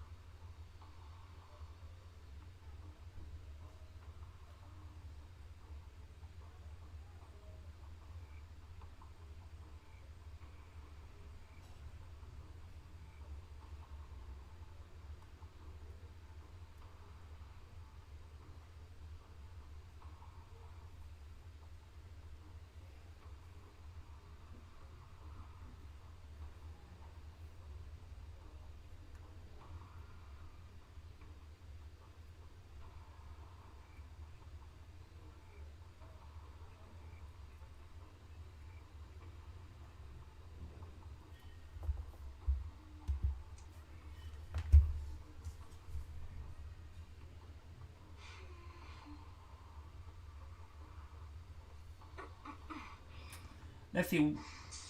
Who is going to rescue the survivors? But the survivors are not sending some to rescue, and sending some to rescue now. Maybe a bit late, though. Oh, Bloody Queen does not realize that which direction. But wait, the Entomologist is here too early because the thing is that the survivors planned a rescue too late. Once again, if you're going to instantly rescue like that, it's... Oh, no. If you're going to instantly rescue like that, then this may be very bad. So let's see, can this mirror... Nope. Like, if the survivors planned rescue way too late, and then the thing is that if you're going to rescue over half, then may as well as wait till right before the Prospector dies, because Bloody Queen is no camper hunter. So this move, like this was originally a game for a draw, but all of a sudden there's still some uncertainty. But if there is one good thing, is that forced out the blink from Bloody Queen, so the survivors can still so the Bloody Queen will find it hard to like field control. But I've just realized one thing is that the three of the remaining ciphers are all very close to each other, so this may give Bloody Chance an easier to camp. Like all four ciphers are all on the same side of the map. Oh wait, the Entomologist does not realize the Bloody Queen's right behind her. This won't be good, but so alright. One cipher only started, and let's see, can this mirror work? Okay, two ciphers that are not. But we'll have to see how long can this Entomologist kite. If this Entomologist can... Oh wait! Oh, now that mirror hits...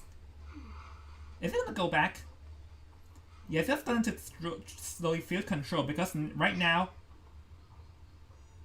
like, all the remaining ciphers are very close to each other, so...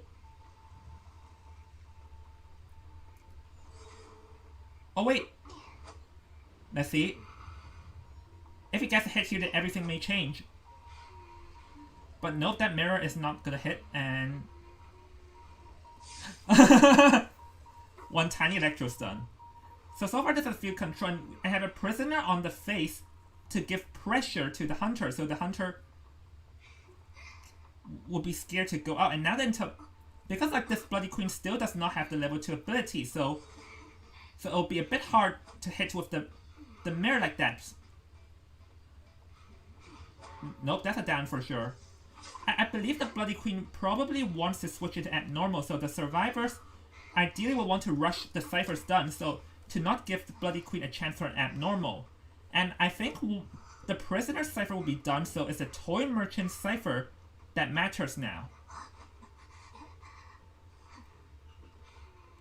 Prisoner on the face, so let's see how is Toy Merchant's cipher progress.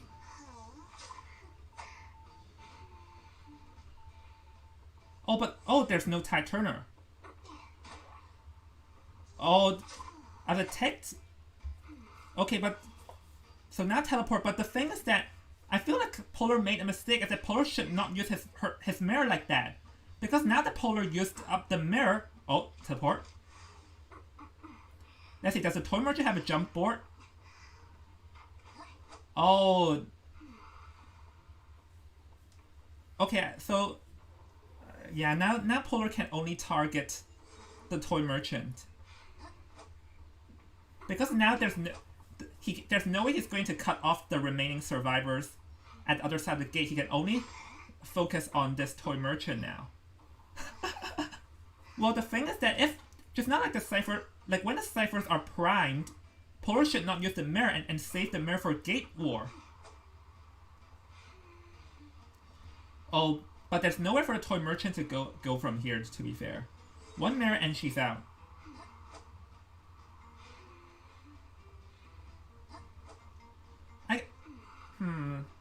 Well, I think going out also works now that he forced the Toy Merchant away from the dungeon.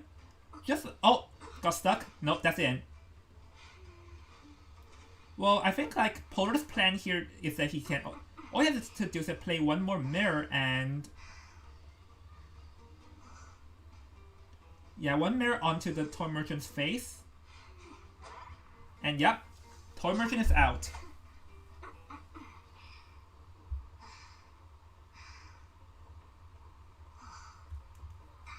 Okay, with that, congratulations to both sides for a draw.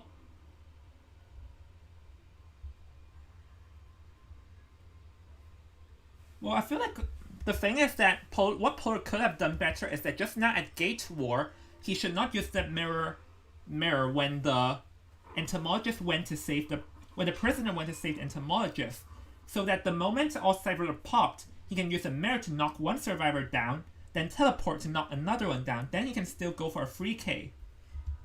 But the fact that he used the mirror, meaning that he has no resources for Gate War. So let me update the scoreboard real quick. Congratulations goes to No to Random for gaining back a win, and and right now, No to Random has sort of like got a bit of a break, because like just now they lost BO1 and BO2, so they lost BO1 and BO2, which means that all they have to do is lose one more and they're out. But they won one, which means they gained back a bit of momentum. But the reality still changes. In a BO5, right now Armada X already won 2 rounds, so all it takes is for Armada X to win one more round, and then they win this tournament for good. Lamau, my BQ sucks. Well, not really suck, but yeah, your mirror, you do have to work on your mirror, I think. Your mirror's a bit inaccurate, but yeah.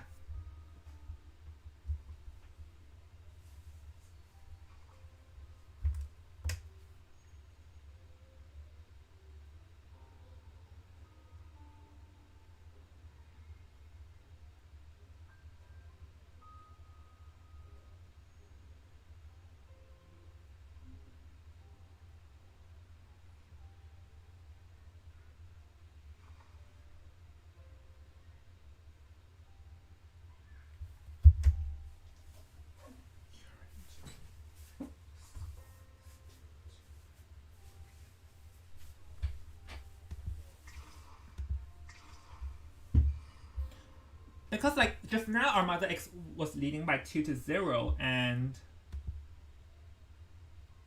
well, Armada X really likes to send their survivor first and hunter last.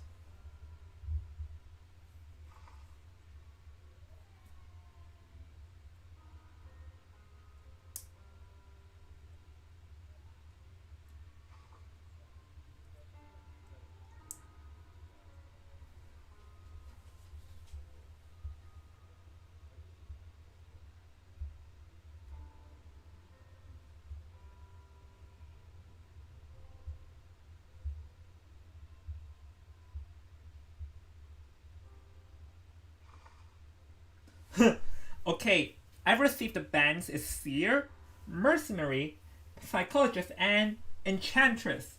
It seems like Jafet does not want to face off against nice Enchantress under any circumstance. Invite the wrong person.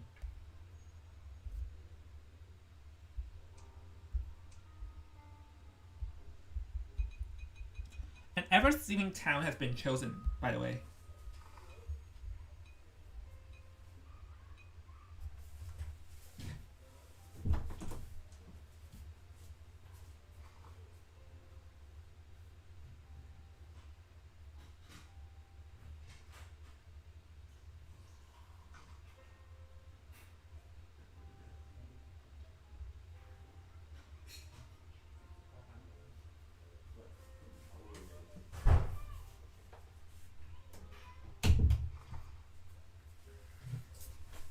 Okay, we're back, and Breaking Will, Disciple, and Sculptor being banned, so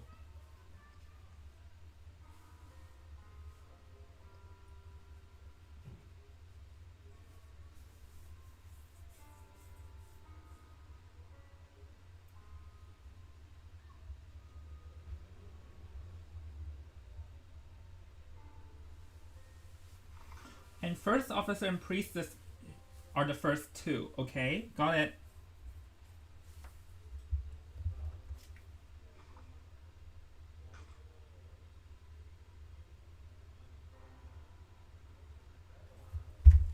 So the thing is that Armada X is still in the lead right now.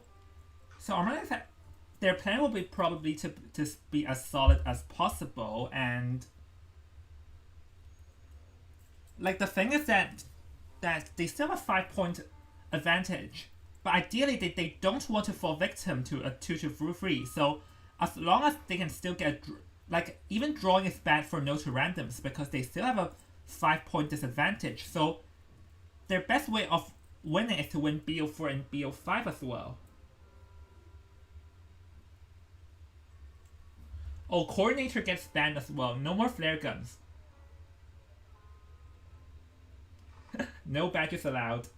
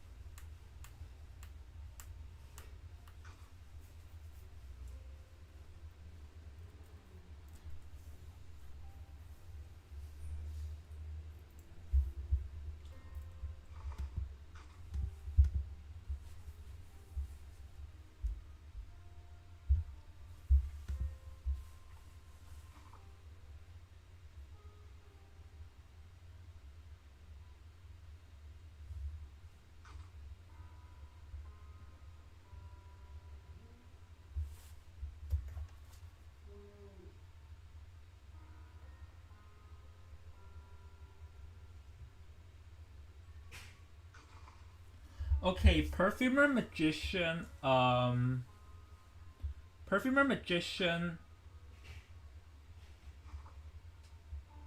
First Officer and Priestess.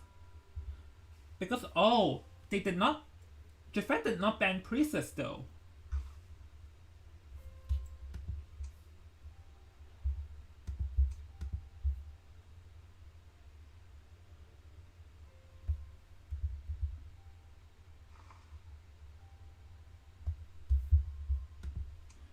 Let's get Ruka in.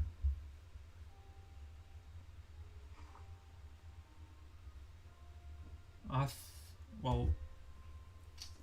Okay, so Breaking will decide on Sculptor ban. Like, it seems like, yeah, they realize how terrifying is Japet Sculptor because like the first two games were draw and oh they did not ban the Wax Artist. So yep, Wax Artist is back for BO4 up to challenge you guys. Well, let's see then. Wax Artist is technically good because there aren't that many high walls, but the major error is there's a Priestess here. Priestess can just transition and help the teammates, so they'll have to be more careful against this.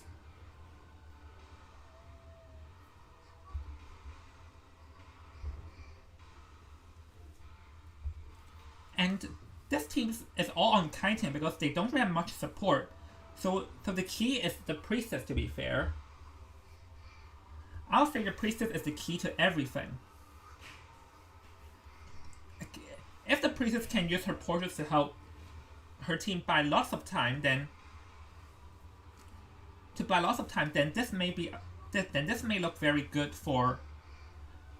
Then like this would work, but if not, then every survivor is pretty much on their own. Because now that we are in BO4 and BO5, the options for every survivor and hunter player remaining are very limited.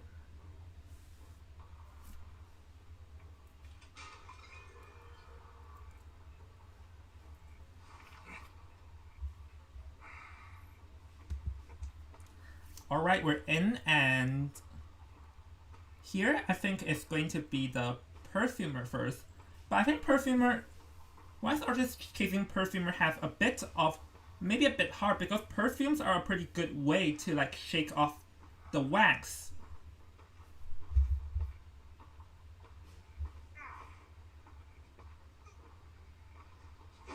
Yeah, and we can see the Perfumer's pretty smart as the Perfumer knew that the Wax Artist is coming towards her direction, and he and she prematurely transitioned away so that not giving the wax artist a chance to get near her to spray wax on her.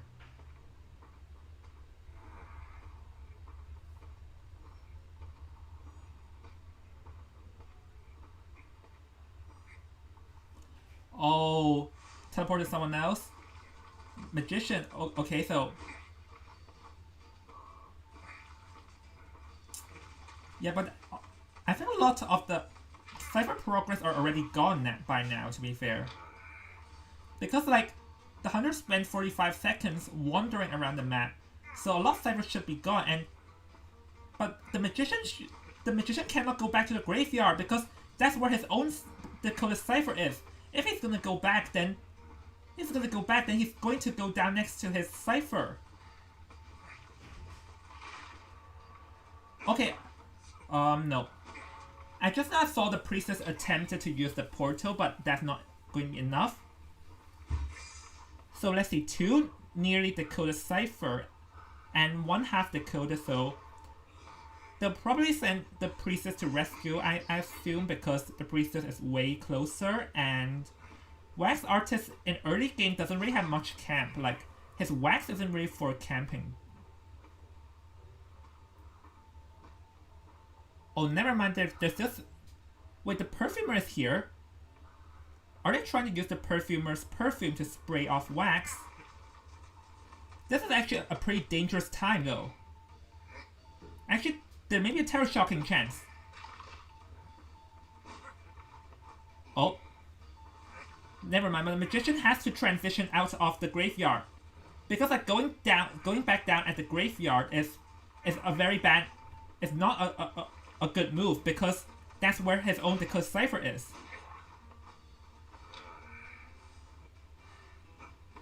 Okay, so now that magician got out of the graveyard, so now that opens the door for the perfumer to complete his Dakota Cypher, as we can see. But who will be the second rescued? Wax Artist currently still nowhere near level 2 ability, because that's the thing. Wax Artist...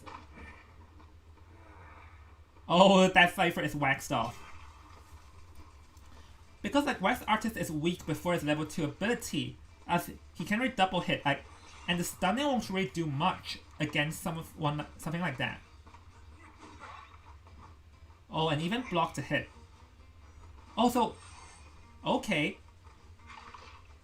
Going to body block because this Wax Artist still doesn't have his level 2 ability. And the reason why he did not, it was because in the first camp, the first camp he did not land any hits on the perfumer, and that move came back to haunt him. So hold on, are they going to try and force heal? Let's see. Oh, but there's a haunt. Well, you have to watch out for the train. Oh, and everyone is up, but okay. And wait, the perfume, like everyone is still at their face. They have to get out as fast as possible. Actually, this may still very well be a draw.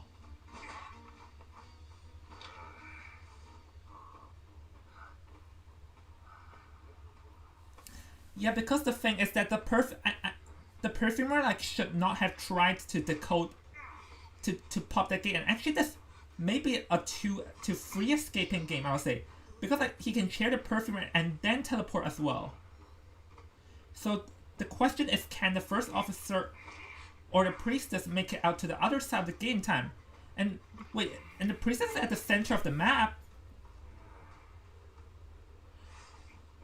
Oh wait, but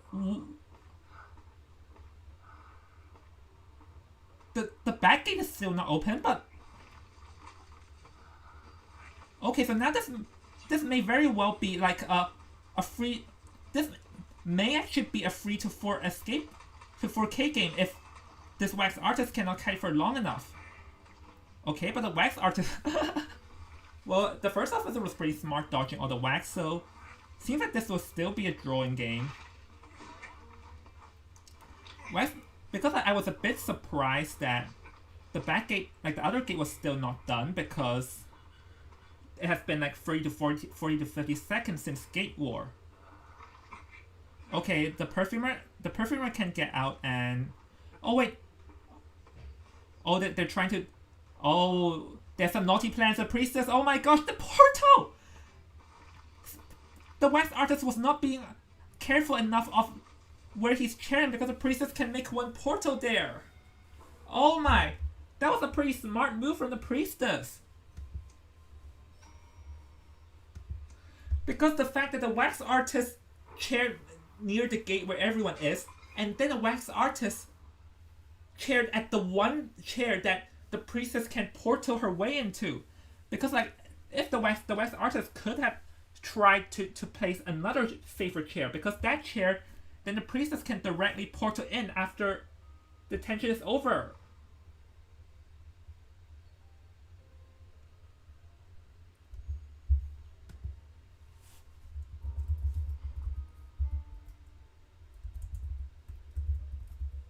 Okay, with that being said, congratulations to Armada X for leading by a 3-1, and the pressure is now all on no to random survivors, because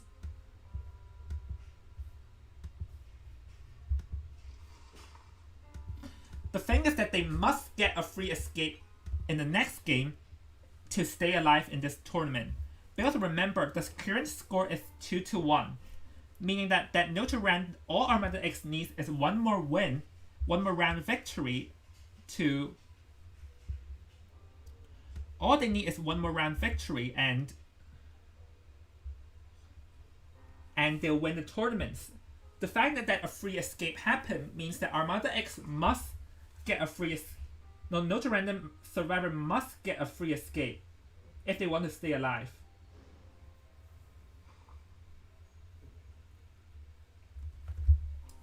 Okay, no Soul Weaver, Disciple, and Sculptor.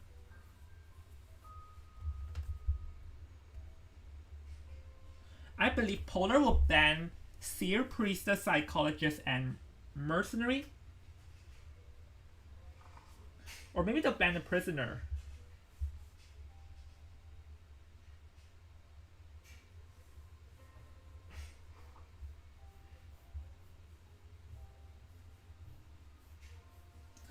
Seer, Priestess, Psychologist, Postman. Whoa!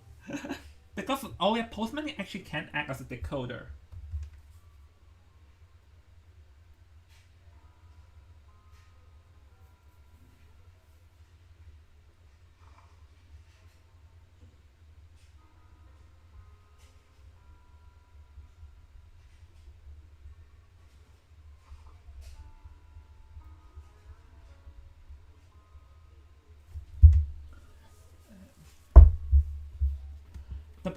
So right now, no to random's plan here is to try their best to get a free escape, while Polar's plan will be to try to get a draw, whatever it takes.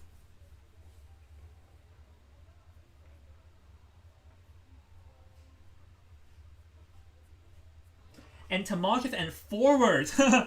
Okay, for the first time, we haven't seen 4 in this tournament for a while.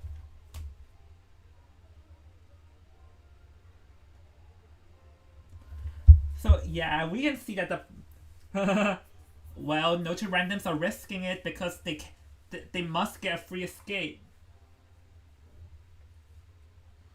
And Polar, let's see. Oh yeah, they did not. Now Mercenary is gonna get banned, so there's no Seer, Priestess, Psychologist, Postman, and Mercenary.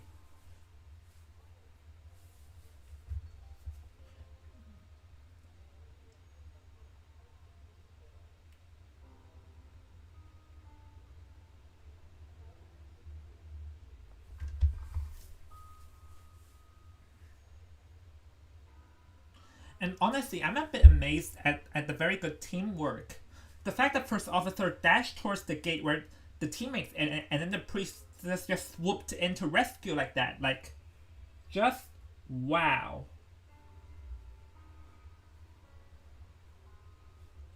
Well, we have the Ford and Tamagotchi as the first to pick, and I believe.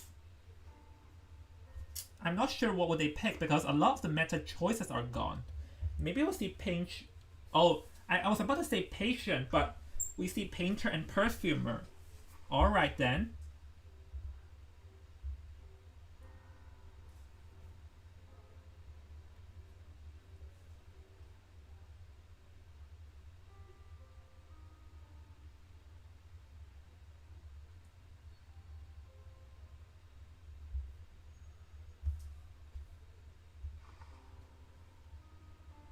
Forward entomologist painter perfumer. Whoa, this is a strong battling team, I'll say it.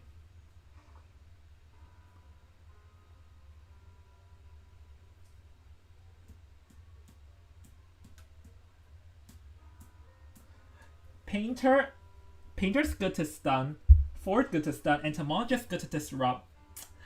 We can see that now I understand what is Notarandom's plan. They want to stun the hunter to death. So what will Polar pick? Because, well, I guess Bloody Queen is good against the entomologist and the painter, but it's not really good against the Forward. Like, Forward counters Bloody Queen. Let's see then. Yeah, no Sculptor, no Soul Weaver, sorry, and no Disciple. The Wall of Shame of Gangband.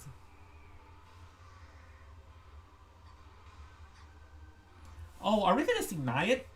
Let's see. Oh, never mind. Flexing skins as usual. I'll just wait for the final choice.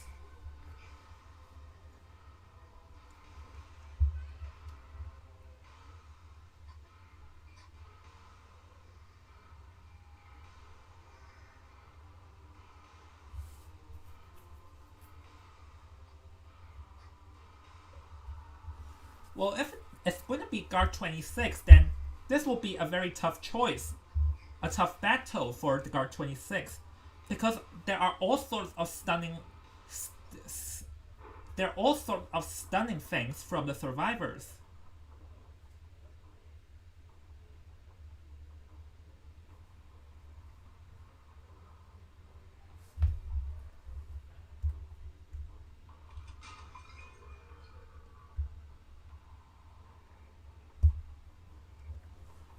So if the Guard 26 wants to have a chance, he has to be very accurate with his bombs. And I believe he'll have to bring Rage. I believe he'll have to bring Rage, to be fair. Because, like, Forward... Yeah, we all know how deadly Forward stuns are, but... Oh, he did not see the painter, though. Yeah, we can see the survivor first are all transitioning away, but... Oh! Red Light Trick! That was a pretty good red light trick. The fact that he purposely walked backwards to trick the painter into dashing to his face. Okay, painter has the first painting, but oh, one bomb hit and wait, oh! For a second, I thought it would be another bomb hit. So yeah, I can still survive for a bit, but look at this. Guard 26 brought excitement, and oh my! That bomb completely cancelled out. That bomb completely cancelled out the... That bomb completely cancelled out the painting. Oh, stun rescue, but it won't work. The excitement. Oh. It was a pretty good that he did not get Terror Shock though.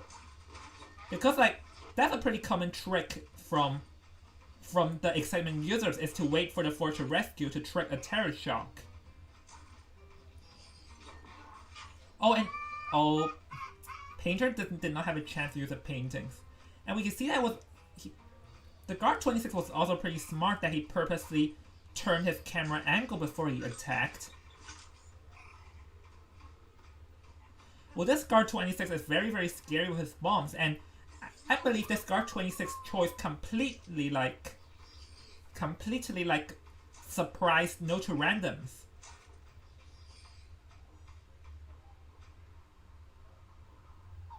Well, now they'll have to figure out how to rescue, or I don't think they will even rescue, like, because yeah, they'll probably send someone to like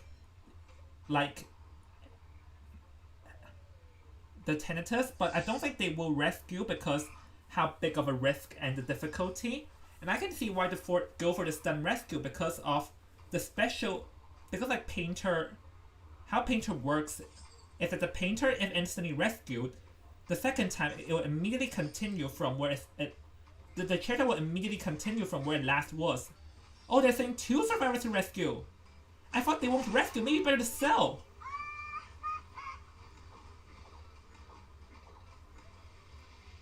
Because the perfumer got terror shocked and... Okay, the painter may be able to escape, but... Oh no, they cannot even escape because... Wait, the entomologist! Okay, things are going from bad to worse. Their plan to make a group rescue is turning out to be a disaster for... and now he's gonna cut off the painter once again. The painter is not aware of which direction the Guard 26 will appear at.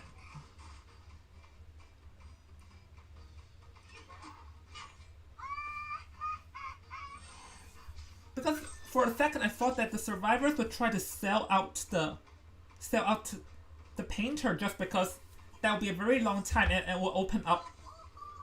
Like that will be a very long time the painter will remain on a chair, and it opens up a lot of time for the survivors to decode.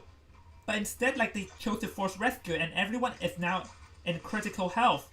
And don't forget, the survivors must get free escape for this game.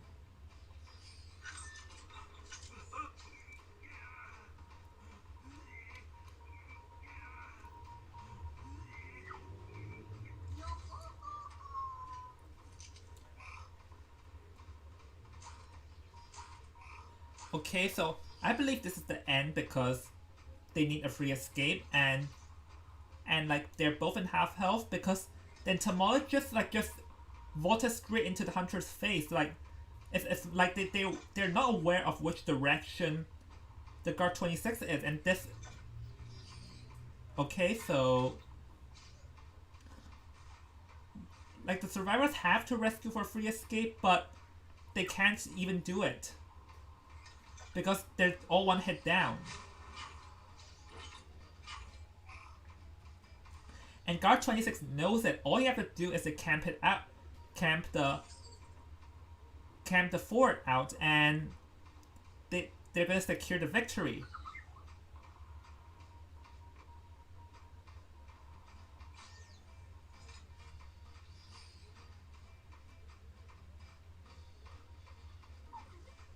Well, let's see. So, with the 4th elimination, I believe we can congratulate to Armada X for winning the tournament.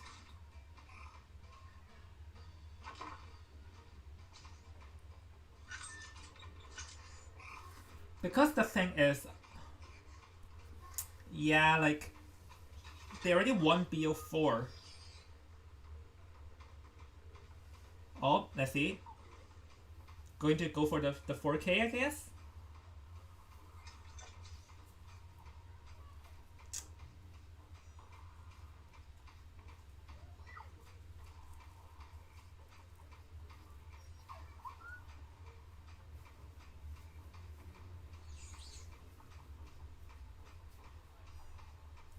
Well, pretty much hiding behind, not knowing where the entomologist is. And even doing the spin dance in the celebration. Yay, I won!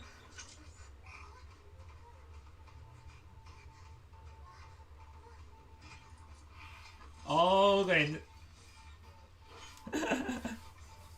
Just having some fun.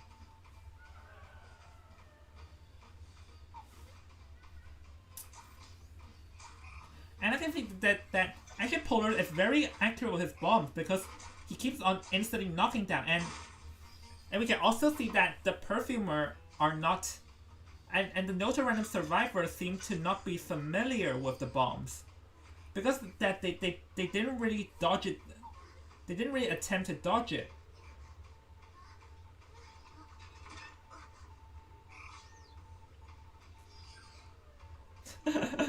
Oh my gosh, is he going to camp out? So let's see, can Polar find entomologist though?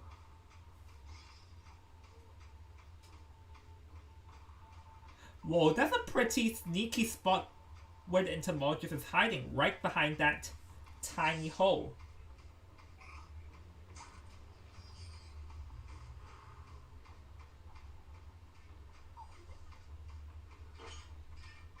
Oh. Well, one remote bomb and... Okay, dodge one and no.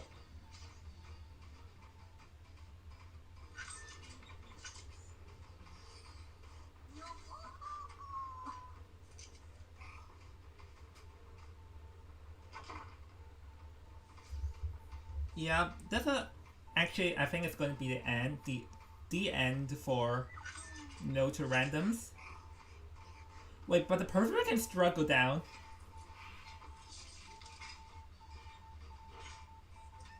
Yeah, they're just gonna have some fun.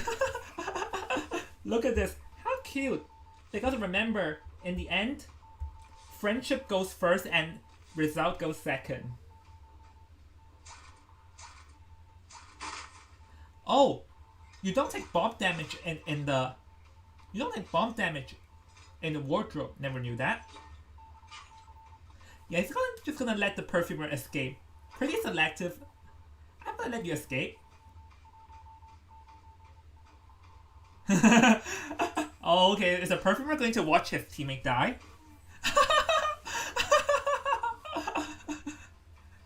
The Perfumer is like, nope, bye bye. I don't care about you. Bye.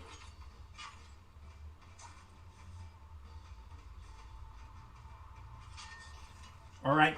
With that, congratulations goes to Armada X for getting a free K and with that, in a score of 7-2, and a score of 7-2, 5-3, 3-5, and 6-2. Congratulations goes to Armada X for winning this tournament because they already won 3 rounds in BO4, meaning BO5 will be completely meaningless. So congratulations to Armada X for winning this tournament without dropping a single game and having a great domination.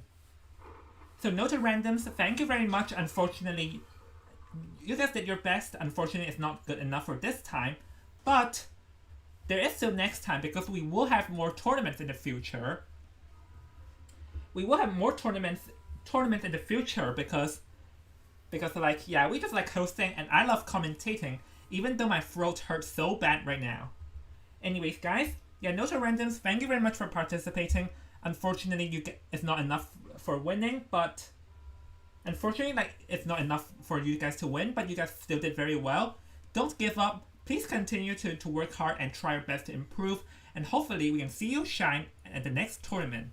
Armada X, congratulations for your victory, and with a very astonishing performance throughout this whole month and a few weeks. And you guys did very well, and I'm very proud to be commentating you guys of how well you guys did. I'm proud to be a part of your commentating and watching you guys play and did very, very well. Anyways, Armada X, congratulations for your victory, and your prize will be given to you by Ruka as I believe that she will contact you guys to receive your prize of echoes. And to everyone in the stream, thank you very much for joining me and watching this idiot's unprofessional commentating where he's going to commentate this tournament unprofessionally. So thank you very much for your understanding and tuning in the stream despite that, like, my commentary can be boring. I do appreciate you guys tuning in and checking out my channel. So anyways, guys, if you guys did enjoy my commentary, then please leave a like and comment, and subscribe if you want to see more videos from me, as I will make more videos. And please subscribe so if you want to see more videos from me where I make more Identity V content for you guys. Yup, guys, I'm shamelessly plugging. Anyways, once again, Armada X, congratulations for winning this tournament, and you guys did very well, and congratulations, and hopefully I'll see you guys soon. And to everyone in the stream, thank you all for tuning in once again, and hopefully I'll see you all at my next tournament stream. And for the next tournament, I will promise that I'll do whatever I can to make this tournament more professional, more fair, and more organized. And I will try to reduce the drama and some rule conflicts and just to reduce the problems that appear in this tournament. So for everyone who's watching, I promise that in the next tournament, I'll do whatever I can to reduce the problems and to make this tournament more organized, more fun, and more fair as much as possible. Once again, thank you very much everyone for tuning in the stream, and this is going to be the end of Identity V Winter Tournament. Thank you all very much for your participation and your watching and just screaming. So once again, to all of you, this will be the last time for this tournament, but this is Invisible Joan, and I'm going to be signing out now. Anyways, guys, I'll see you all hopefully in the next tournament, or you guys can watch my other videos too. So anyways, guys, I'm gonna sign off now. It's been a pleasure, guys. Invisible Joan, out.